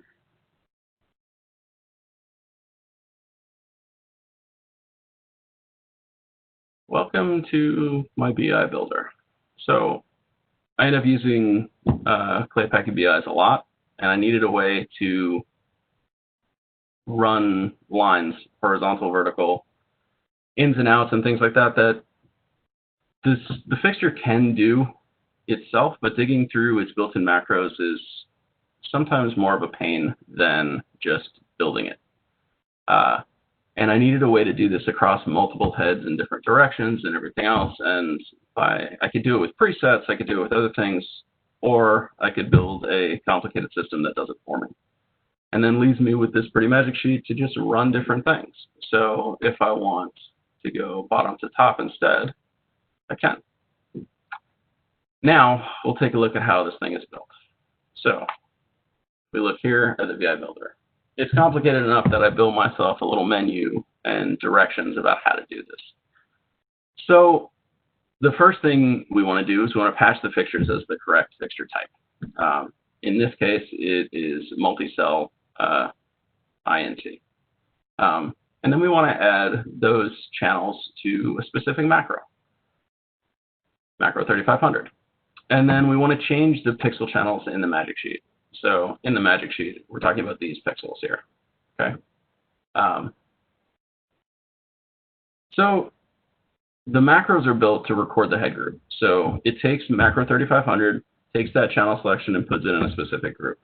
Then it takes the cells only, and then puts them in its pixel group. And then it records each cell as its own group. And then it waits. Then you wait until it's finished. It's going to take a minute. These fixtures have 37 pixels, so it might take a few minutes to record all those groups. Then we have custom horizontal lines that are recorded by using those pixel groups, and then custom vertical lines. And then custom subgrouping that do effects. They're effects groups, whether it's in to out or up to down, whatever you feel like. And then we have our control.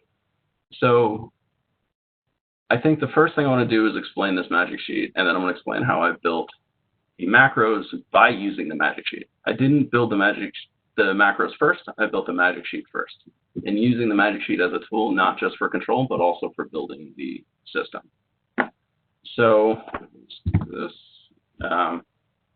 So we'll take the head and bring it up to full. So if you look, we have different lines, right? So these are all just groupings that I decided I liked. That kind of played right with each other, okay? And then we have the same thing going vertically. So we can make, you know, as you do, different groups, okay?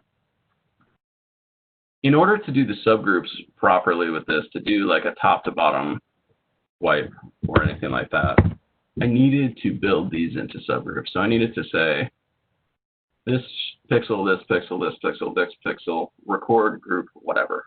And that's exactly what the macro is doing. It is selecting the pixels individually and then recording them. So now we can take a look at some of these macros. So if we open up a new tab here, and we go to 7,000. So, sorry, I moved some of this stuff around. 3,500. Sorry about that. All right. So if we look at the first macro, so we're saying macro 3,500, we just add the channels, right? And then the first macro, all heads, records 3,500.0 as group 6999. And then 3,500 dot, which selects only the cells, as 7,000. And then each of the other macros, so these fire into themselves when you hit the record pixels group. So it takes the first cell, records it into 7,001, the second cell into 2, and 37 times. The interesting thing here is that they fire automatically, right? At the end of every macro, it says macro button to the next macro, so that it just keeps going and going and going and going. You'll see the macro weights in here. When you're doing complex macros, adding macro weights of even a tenth of a second or a thousandth of a second lets the console catch up a little bit and gives it a second to breathe before continuing on to the next step. So I find that to be helpful when doing things like this. And as we scroll down, 37 times it fires. And then we move on to the next button. So the next button is the horizontal lines. So by using the magic sheet, when I had the magic sheet open on one page, and then the macro editor open on another, you hit learn, and you click the groups that you want. And then you stop hitting learn, and then I would say record group, 7050.1, and then add the next step. And I did that with the magic sheet open, using the magic sheet buttons, even though they had no data, just to populate the words and the numbers into the editor. And then I kept doing it. And you have to do this pretty carefully when doing it on the magic sheet, just so that it works right and you make sure you grab the right things. And there were times where I had to go back and redo certain lines, but it made it a lot easier. Instead of trying to keep track of every number and everything else, it was already on the magic sheet, and I'm just visually looking at basically a graphical representation of the head. And so we did that for the horizontal lines and the vertical lines. And then we have our effects builder, which is just subgroups. So I have a macro that's a parentheses. So I hit that and then hit the groups on the other magic sheet for the lines that I wanted in what order I wanted them to go in. And I just did that a bunch of times. So we did that with horizontal groups, in and out, up and down, horizontal, vertical. And you can do this as many times as you want. You just got to figure out what you want. Do you want vertical lines? Do you want horizontal lines? Do you want diagonals? Do you want a combination of both? That's completely and utterly up to you. And then just 2 macros to fire the different snapshots, or fire the different magic sheets. So when we're talking about firing magic sheets to a specific tab, you have to build this macro once in live. So learn macro, whatever number it is, enter, and tab down 3 3.11 release tab, hit learn. When you're done with that, you come into the macro editor and you add the magic sheet number. The part 1 is the view that you're directing to.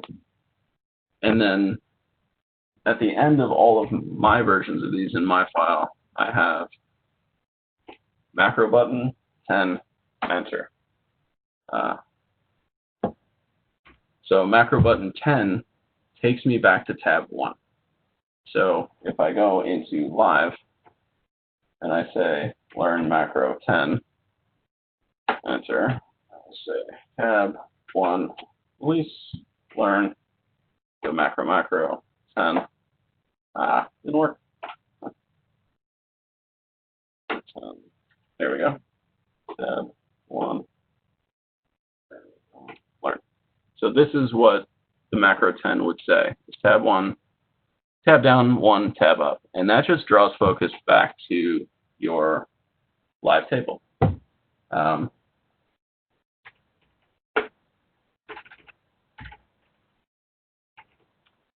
So when we're here, this is the way you do it. The reason I target tabs is that I keep these tabs specifically open in different areas of my console, so that I know that tab 3.11 is going to show up in my lower left frame of my left internal screen on my TI. It's always there. I know that Magic Sheet is always going to pop up there. If I didn't target the tabs themselves, I would have to use snapshots to make sure things pop up in the exact same places. I use a lot of graphics in a bunch of my Magic Sheets, so firing snapshots, even if they're one screen or one frame snapshots, tend to lag a little bit. This way seems to utilize the processing a little bit cleaner for me and just fires almost instantaneously, so I can do that.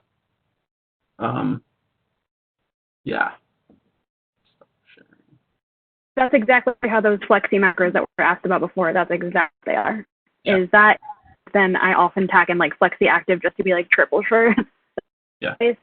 But each macro is a specific tab that has that state on it for some reason. I also like it instead of snapshots because if I have a direct flex, it like will bring me back to where I just was instead of resetting me to wherever it was when I made the snapshot. That's another thing I like about that. Go back into there for 1 second. Yeah, and I think, keep in mind that tabs are fixed numbered. So if you have a tab 3 open already, by calling tab 3.11, that assures that you'll always get a fresh screen, right? That you're not calling a tab that's already open. So picking a number, a point tab number that's maybe further out of the way of a couple of iterations that you may already have open is a good thing. Yeah. So just looking at more of this Magic Sheet as of a control surface, purely, right? Like I can pick cells I want. If I was in live, I can pick cells I wanted, right? Bring them up to full. Bring the head up to full.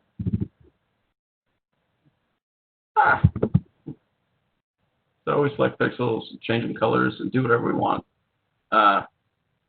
We can have the macros. So I have effects built in down here that I can run straight through this, so I don't have to go to multiple pages to do everything else. Color palettes, obviously. And then I have these blank boxes here. Just like every other Magic Sheet we've looked at today, we have blank spaces for presets. So that if I record something in a color that I like, in the right intensity, everything's perfect, I can just store it somewhere and then have all that quick access. It took me a long time to build this system. It took me a solid week and input from other people to try and figure out how to do exactly what I wanted. But I've used these fixtures on probably 100 chips.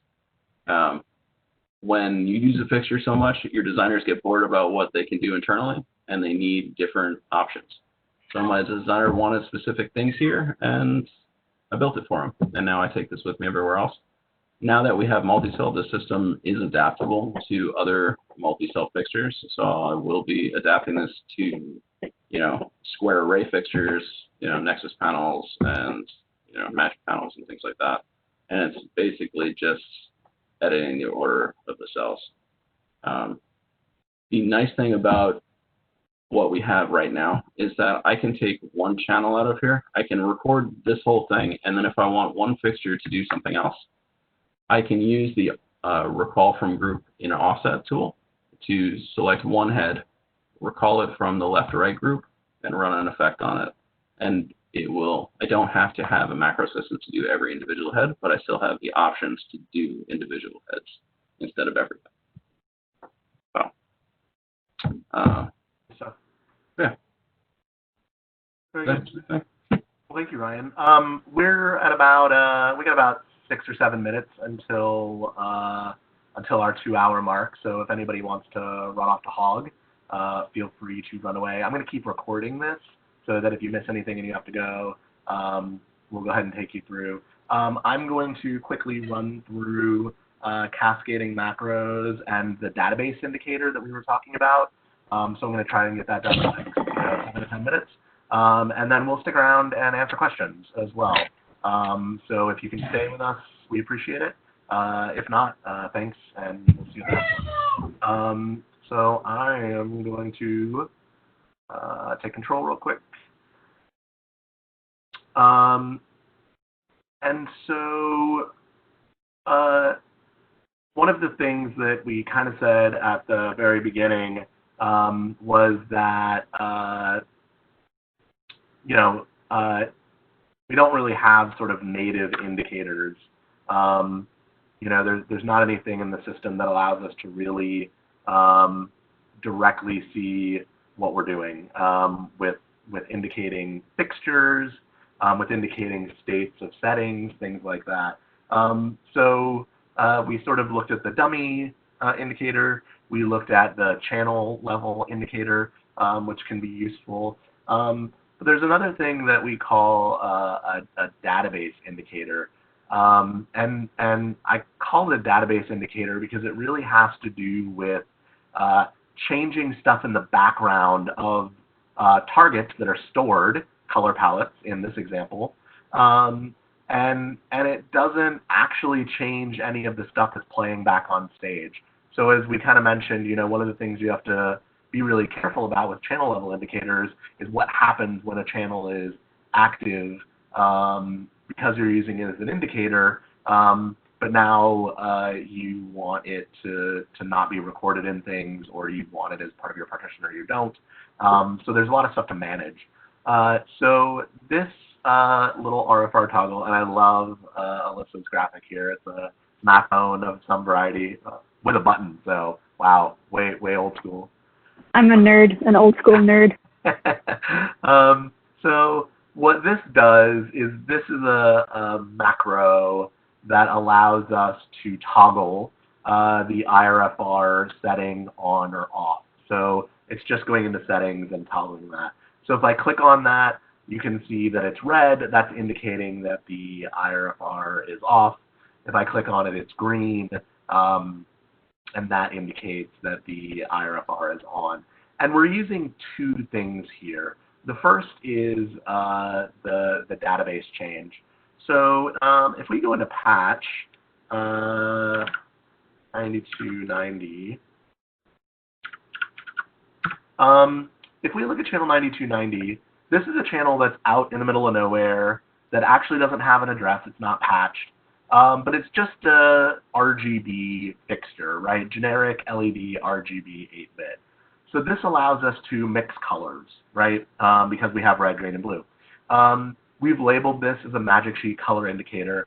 So I'm never going to access this channel in live, right? I just want to be able to store colors to it. So if I go into my color palette area, Alyssa, do you remember what color palettes these are off the top of your head? I can go look. But... 291 and 292. There they are. 290, 291, 292? Yep. I tried to keep it in the 290s. Yeah, perfect. Right, so again, all the stuff is sort of generally the same number. So we've got 290, which is the RFR status. We'll talk about that in a second. But we have RFR enable and RFR disable as color palettes.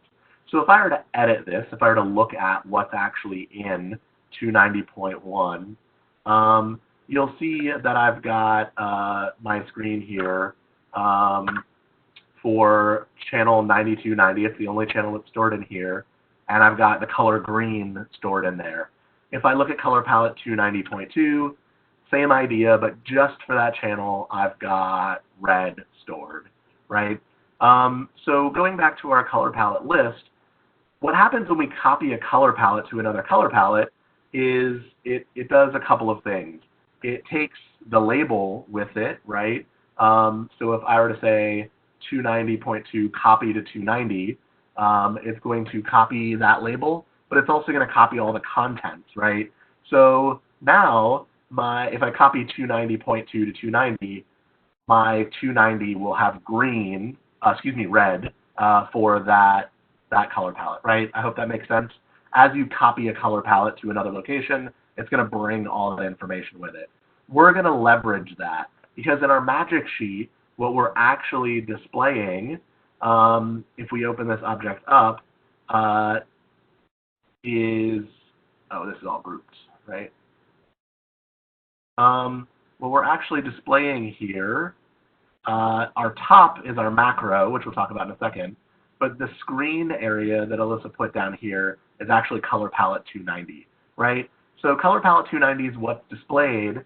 As we copy different color palettes to it, it's going to show the highest channel number that's stored in that color palette, right? This object is linked to target color.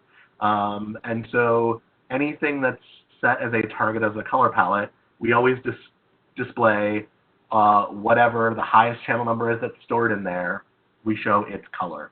So this is kind of a way to hack a magic sheet, right? Put in the color palette object, and then only store a dummy channel.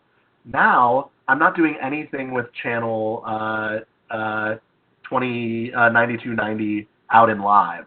I'm only copying this color palette information, and it's changing that state. I hope that makes sense. I can answer questions of it in this doesn't. What this macro does, which is placed over top of this phone, and it's just got a clear background and a clear line, is it is turning on the IRFR and it's copying that color palette, right? So it's making that happen. So if we look at those macros, and I look at macro 290, you can see that I have two other macros, which is my RFR disable, right? It's actually triggering the RFR to be turned off. And then color palette 290, Alyssa has this recalling from 290.2. So that will turn it off. My 292 macro does the opposite. It enables the RFR and it copies or it recalls the green color palette to the channel that's being displayed, right? So that's kind of how you get the color. To make it toggle, which is sort of the next level up of all of this, is what the macro button does is it actually calls macro button 291, and then it copies this whole range of macros up, right? So it's going to say, give me 291, copy it to 293, take 292 through 293, and move them up one, right? So it gives us sort of a rolling thing. That way, when it's disabled, it will copy the enable macro and vice versa. So if I run that in here, I'm going to run macro 290, you'll see those things switch places, right? So it's a way for you to have states that you could then copy to that next macro and do what we call a cascading macro, right? As Ryan showed us, a macro can call another macro. We can move macros. This allows us to switch those so that just like our color palette, when we're looking at our magic sheet control, that macro is still 290 on the magic sheet, but what it's actually doing is calling a different macro, right? So using color palettes as indicator states, what's really nice about that is you can have multiple indicator states. So if for some reason I needed 4 different color options, I could just record 4 different color palettes and have that copied to that location. I can also use different ranges of color palettes for different things. So if I have 50 indicators that I need, I only still need to use that one channel, and my color palettes 1 through 10 are for indicator 1. My color palettes 11 through 20 are for indicator 2, et cetera, right? Because we're using the color palettes, the channel just gives us the holding place for the RGB values. We never have to bring that channel on in live. In fact, we could put it in a sub that's independent that buries it somewhere, right? So you can never control it. If it's shielded or something, get it out of the way. We can put it in a separate partition, and then we're never ever dealing with that channel. It's just for a single indicator stage. So again, I think that this is probably the hardest way to indicate things because it has a little bit of a brain wrap. But once you get to a state where you understand moving this stuff around in the background, it's really, really powerful and takes up no footprint in your live space, but very little footprint in your patch and things like that. I think, as Ryan said before, and Alyssa, like, labeling all of this stuff is super key, and doing that kind of stuff will make you faster, right? So making sure that you know where this stuff is pointed to is really, really important. I'm going to show you really quickly the super mega thought experiment of this, which is a show file that I built not because I want to use it, but to sort of take this to the nth degree. I'll show it to you really quickly. I built it a couple of years ago, so as Alyssa said at the beginning, I totally do it different ways now. But this is a show file that really allows me, I like showing it off because it can kind of sometimes break people's heads. So Nick, can I answer a question while you're opening it? Yeah, please. So one of the questions that popped up was, couldn't you just change the color of the macro itself from red to green and display that in the magic sheet, which is a really great way to do it as well. 3.0 is new to allowing you to see the color of the macro. So in 2.9, you wouldn't have been able to do that. But as Nick said, you then, for color variety, you'd only get red, green, white, dark, or some kind of 50-50 combination of those. So if you want more colors, you can't get them. But if you just want those and you don't want to deal with any kind of channels or anything like that, yeah, that is now a great solution to that problem. Yeah, and that's really the only issue. And we've actually done that, and kind of with Ryan's copy macros to the buttons as well, you know, having, when you copy a macro, when you move a macro, those indicator states come with it. So again, if, for example, my RFR enable was green and my disable was red, those indicator states would copy on that. And that would actually work really well with direct selects too. So if you're working on a gig where you're bringing your macros, you don't have time to build a magic sheet, you can still use those things in a direct select, which auto-populates, and now you don't have to spend the time to build a magic sheet, right? So I think that's a really good example of that stuff. So this is a file where, again, I built this more as a thought experiment than I'm going to actually use this on shows. But I wanted to just take you through it because this takes this concept to a whole thing. I have one channel patched in this show, period. It's channel 9999. It's an RGB fixture. And all of this is done. I'm using color palettes for the color of the objects, and I'm using intensity palettes for labels. So you'll see like that this background object, well, there's a little thing over top of it. This background object is actually a color palette, right? So you'll see in a second that I actually change colors of things, and that's how that's being done. So, you know, this is just a normal tab file. Like we talked about, again, you can see my magic sheet numbers changing as I change through the tabs. But what I wanted in this was a more dynamic base file. So I wanted this to be able to go anywhere, no matter what show I was doing, with a little bit of setup. So in previous versions that I built a little setup tab, and this would have had things, you know, setup settings, like turn my RFR on and off, you know, do some time code stuff, whatever kind of system settings I wanted here. But my admin area actually is where kind of all the fun stuff is hidden. This gives me a way to set up all of my tabs. So you can see each tab right now is called tabs 1 through 9. I can label those, so if I want to call tab 9 my movers, that gives me the ability to change those. And what you're seeing on the command line is I'm actually just changing intensity palettes, right? So I'm going to label that QWERTY because I'm lazy. So this gives me the ability to walk into a show and quickly label my tabs. Also, I set it up that if I'm not using particular tabs, I can hide them. So if I'm only using 5 tabs for this show file, I hit that hide button. And what that macro is actually doing is changing the color of that object to black, right? Something that is kind of neat is that if you're using RGB for graphics, black is a color palette, right? Red, green, and blue at 0 is a color. So, so all that's doing is just changing it to the same color as the background of my magic sheet. So that's kind of how that's working.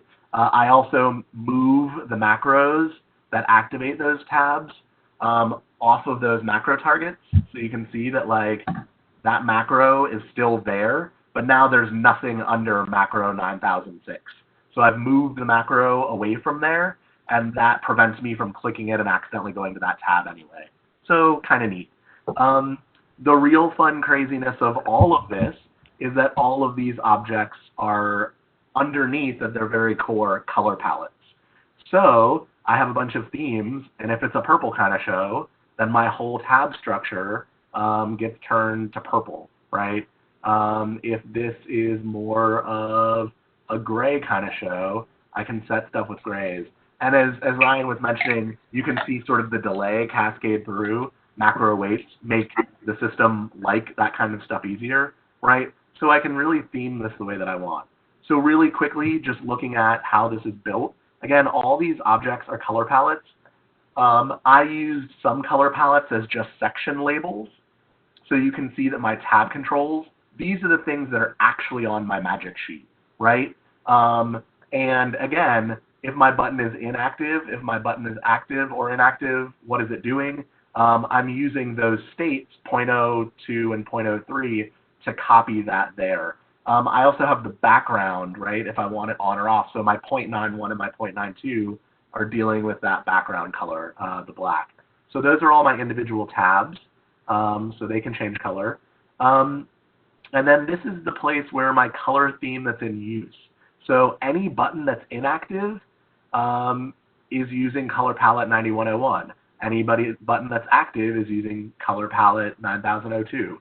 9103 is an unavailable button, a button that I just kind of want to gray out, right? So I gave myself a lot of places, the button labels, the main background, the area backgrounds, and I gave myself 35 different abilities of different colors that I would want to remap. And then the rest of these are just the theme.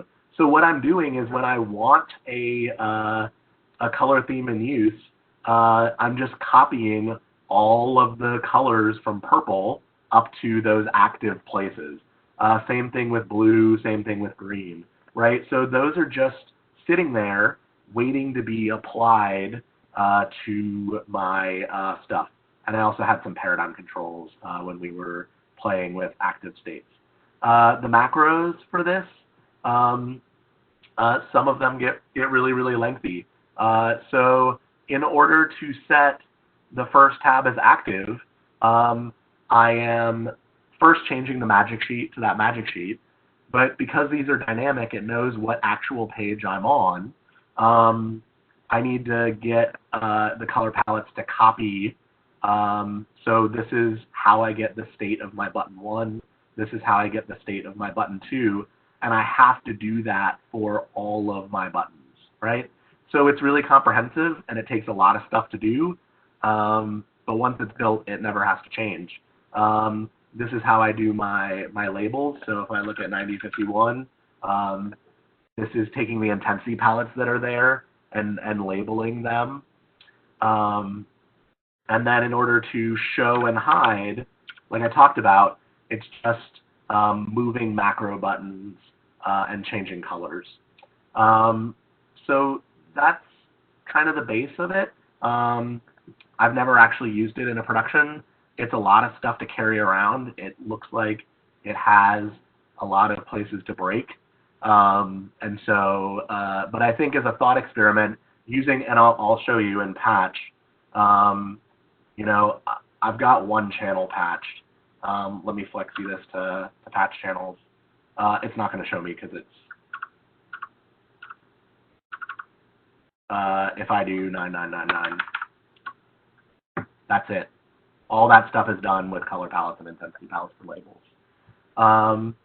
So that's kind of the end of the stuff we wanted to show you. I'm going to stop sharing my screen so I can see questions. But thanks for joining us. We'll take questions now. I'm going to answer a few. I don't know if one of you wants to. Alyssa, I'll give you the beach ball. That way, if you want to show stuff. Yeah, I'll just. Yeah, sounds great. Cool. So some stuff from before. I think a good question. Mr. David Fox asked, how do you work with designers who want to view their own magic sheets when you want to use these for your own programming? So how do you deal with that? I think Ryan is going to agree with me, but I just make them separate magic sheets. I do too. I make them separate magic sheets, fire macros to their specific devices, targeted to their devices. The easiest way to go about it. And then if there are macro buttons for them to change pages on there, those macros also trigger specifically to their devices, just in case. Yeah, exactly the same thing. Sometimes in a theatrical setting, I will have a magic sheet that has like the plot laid out, and then I will copy it and make one for me with a lot of groups and all these things, one for the ALD and the associate for that has things that they want, and then one for the designer that's often just stripped down to color palette and intensity and has no macros because we don't actually want the designers to touch things. So then I have macros on my console I dedicate, like Ryan said, to their machine to like, oh, you accidentally got into the wrong place, so let me put you back in the right snapshot. Exactly. So yeah, these, honestly, selfishly, as a programmer, I consider them mine. Like, these are for me to use. They're for my life to be easier. If someone else wants a magic sheet for them, they can come talk to me and we can make that. Yeah. Yeah, good question. So an interesting thing, I don't know if you guys have tried to deal with this as well. Don asks, how do I display incoming OSE messages on a magic sheet? Have you done any hacks to do that? Yes.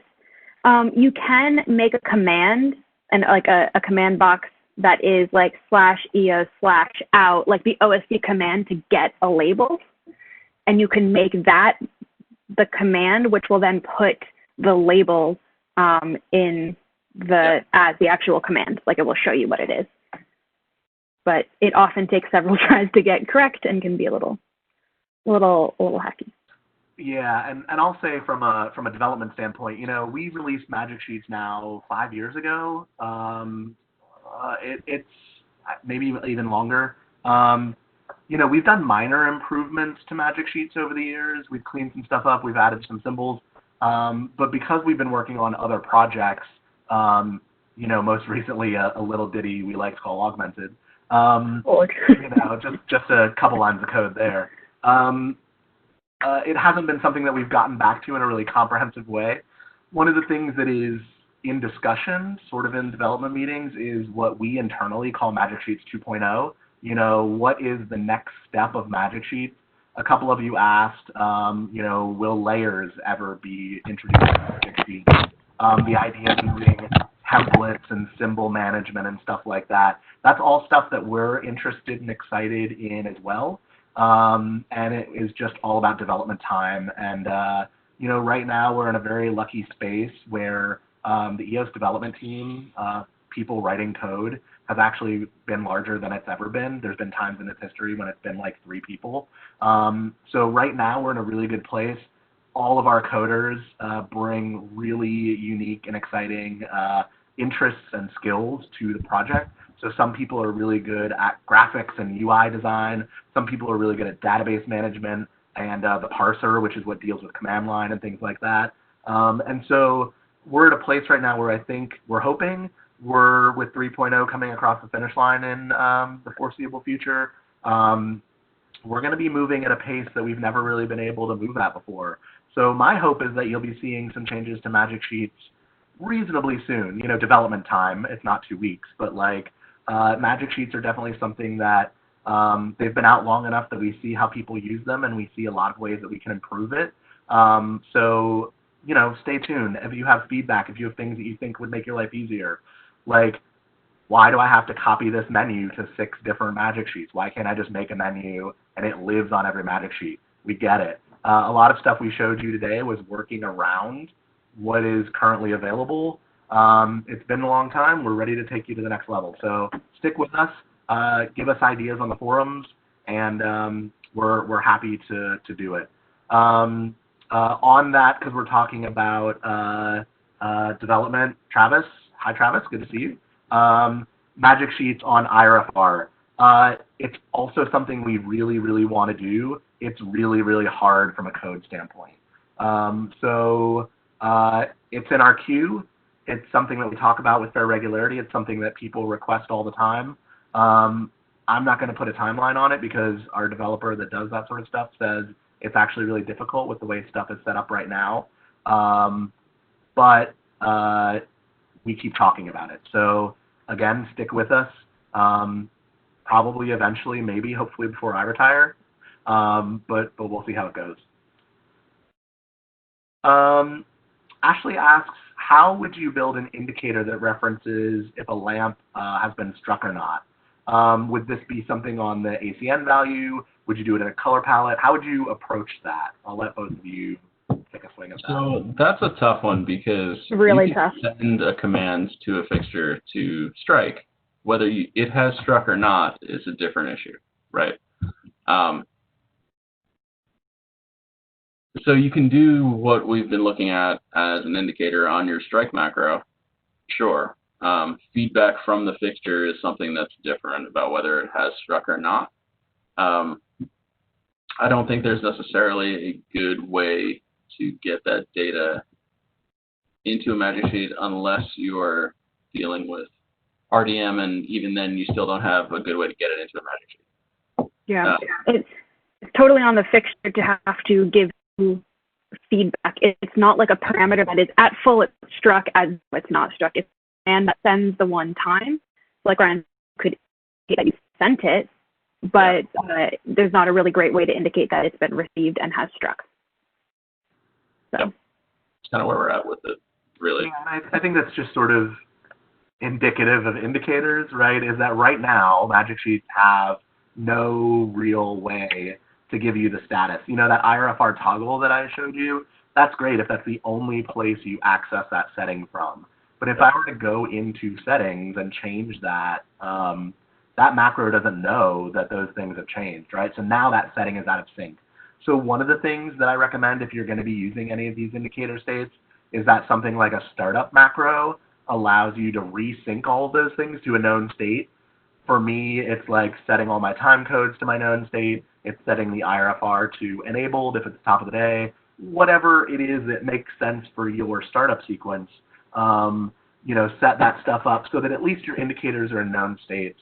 The other thing is that you could, and I've seen a couple of people do this, you can set your Magic Sheet indicators to be known state, right? You don't want to maybe set your IRFR always to be on or off at the top of the day. You want it to be whatever it was yesterday, but you want your Magic Sheet to indicate that that isn't, it may be out of sync, right? So that's another way to think about that sort of stuff. But again, on the list of stuff we want for future Magic Sheets, you know, that indicator states are pretty high on the list and interactive, right? So just kind of jump on a continuation of this real quick about RDM information. There is really no good way to get RDM information on a Magic Sheet.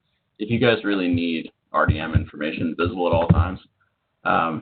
I have in my studio a computer that is dedicated to Concert, and I have Concert open with a show file to view the status of my rig. We're not going to get into the pluses or minuses of RDM at this point, but if you need it, you're comfortable with it, Concert is a super powerful tool that if you know how to use it and you're comfortable with it, it is a great way to view your rig. So that's where we're going to leave that at this point.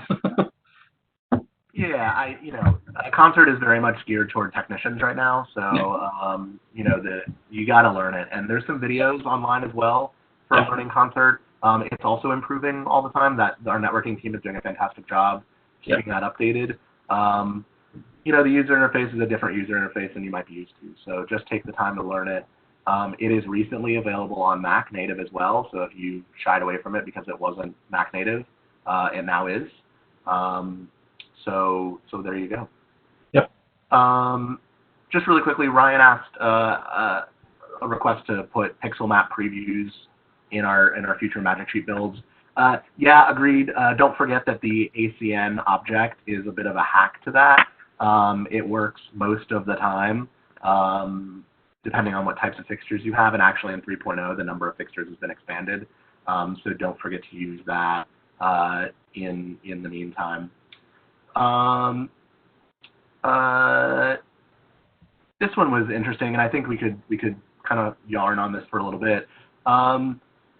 Weston had asked if you would describe your process for adapting your base file with all these tools and everything to a new show, and different fixture types, and sort of what your process would be for taking the file, between different gigs. So I can take this first if you want. Yeah, go for it. So the way my file is built is that all of my effects that I travel with, and all of my color palettes that I travel with, are the by-type channels for all of those targets are in dummy channels. So in the back of my file, I have dummy channels for every fixture I've ever touched. So I walk into a venue, I have a Viper. I've used a Viper 1,000 times before. That fixture is in the 9,000 in the back of my show file. And so when I patch a new Viper, I hit my amber color palette and it's amber. That's how I work with different fixtures going forward, is that every time I see a new fixture, just like you're seeing now, there is a reference, a label. So I think it's a nice way to organize stuff, and to take your file with you, so that all your palettes and all your presets and everything are linked to channels that you've already used. And it doesn't matter what you patch at this point. I try and keep all my targets up out of the way. So if I do have to do some merging, there are normal ranges to merge into. And it's just managing the data, just figuring out where things are going is the biggest process of this whole thing when you have a base show file. And every time you go into a venue, there is always going to be work that you need to do, even if you prepare and prepare and prepare with this file. You spend years and years in this file. You're still going to have work to do when you get into a venue. It's not going to be the end-all be-all of what you're doing. But it will save you hours and hours and hours once you get it to somewhere where you need it to be. Yeah. Every show is unique and will require things you didn't have before. Yeah. So you're going to need to do that at some point. But yeah, for me, it's the exact same thing. You saw this show file, which is based on kind of how we all do it, had these channels in the 9,000s, or by type. And then if I add a new fixture I've never used before, I will often copy it from a similarly parametered fixture, and then I'll have to see it live because I don't trust color until I see it. And add it in, and then when the show is done, I will pull that back to my base file so that I have that new fixture.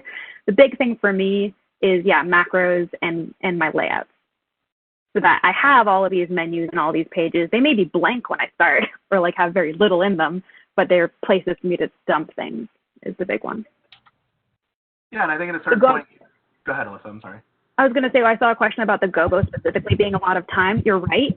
This file is specifically for some fixtures, but gobos, I always put the image of the gobo in when I'm programming, because it is so much easier to find. So for every time I'm using new fixtures or I'm in a show, whatever the fixtures are for that show, I have a gobo widget that is all of the gobos and animation and prisms for those fixtures. I make them every time. If it's a fixture I've used before, I just pull in the old one because that is a massive time saver, is being able to see them. Don't forget when you're recording these palettes with your gobos and stuff, use filters. It makes it much faster to record any of this stuff. Yep. Yeah, and I think, there's, and you guys can riff on this too, Magic Sheets are really, really great because they're infinitely customizable. Magic Sheets are bad because they're infinitely customizable. Right, so all of this does take time. And I think having well-organized targets that map onto a reasonable array of direct selects can be super powerful. So what I actually start with my base show file is, something like the group array or the, shutters or any sort of tools like that. I want to be able to map that to a 10x5 array and have it lay out reasonably and auto-populate on a direct select, because I can hop into any venue on any desk and have that layout done for me because of the way target numbers lay out on a direct select. Oftentimes you don't have the time to do that stuff, but your base file is still super useful. So first and foremost, I would actually organize your show file that way, and then if you can build a magic sheet out of that stuff, all the better. But organizing direct selects because they auto-populate for you, that's where your speed is. So if you're hopping to venues, every day is a new venue, every other day is a new venue, consider organizing your file to make sense on how a direct select system would lay out, and away you go. Yeah, I would say that this file, like what you're seeing here with all these pages, I would really only personally go into this kind of depth and this precision if I'm leaving a file with a place. Like I'm leaving this in a rep plot, I'm leaving this with a studio, and it needs to be nice and organized, and we only need this many color palettes because that's all I'm giving them and all of that. There's a question about how to add new color palettes if you run out of room as well. When I'm programming, I don't use color palettes on a page like this. I will typically have a menu button that is linked to a direct select that has all of my color palettes laid out in like hue saturation.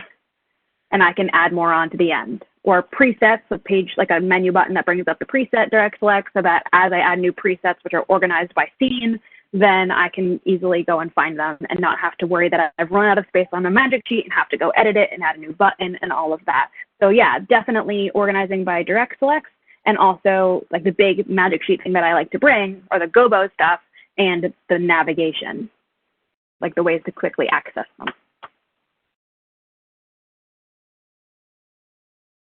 Yeah, good call. Some of the other things that I just, don't forget about startup, shutdown, and disconnect macros, right? Those are sorts of the things that can really up your game. And also, it was just on my list because it's new to 3.0. Alyssa, do you want to show the interactive stuff? Oh, yeah, of course. So a new checkboxes for 3.0. Very exciting. So if we go to here, there's a new option called interactive. So right now, this is for the entire magic sheet, so it's interactive. If I decheck this and close it, now it cannot, you see how it's not posting anything to the command line? This magic sheet is no longer interactive. So I'm unable to use it. So this is great if you're doing an indicator state magic sheet, or you're giving a magic sheet to a designer and you just want them to be able to see what their fixtures are doing, and you don't want anybody to accidentally select anything. That's a really great way to do it. We also have a per button basis. So if you click on the button, let's see, where is it? There is also an interactive button down here. So if I uncheck that, now this group is no longer interactive. So you can give yourself, if again, like something is just an indicator state, you can make that not interactive so that it can't be selected unintentionally. And another new thing, which I was going to mention and I forgot, is we now have change type, which is magical and awesome. So if I've made this and I have the target, I know exactly what I want, but I want to change what the object is itself, I can click change type, and it gives me a list, and I can change it to something else. and now it's an arrow, which is also new to 3.0 and very spectacular. Unfortunately, I have to run, go do another thing. So it was wonderful to be with all of you. If any of you have any questions on any of the stuff I did, reach out to me on social media, and I'll talk to you guys later. Thanks. Yeah, thanks, Ryan. Bye, Ryan. Thank you. I actually think that's the majority of the questions. Don asked if there's anything augmented that you can show on a magic sheet. No, but I'm not really sure what you're looking for. So if you have ideas, certainly post that on the forums. I think we'll be looking in future development about the integration between magic sheets and augmented. But right now, those are kind of two separate displays that interact with your stage. So thanks again, everybody, for sticking around for the questions. I'm going to go ahead and put a slide up here that has my email on it. If you have any questions, if you have any follow-ups, feel free to reach out. Let me know if you have ideas for future things. Obviously, the forums is a great place to post that as well. So thanks again for joining us. Thank you again to Alyssa and Ryan and the recently departed Ginger for helping out. And we'll see you at the next one. Thanks very much. Thank you.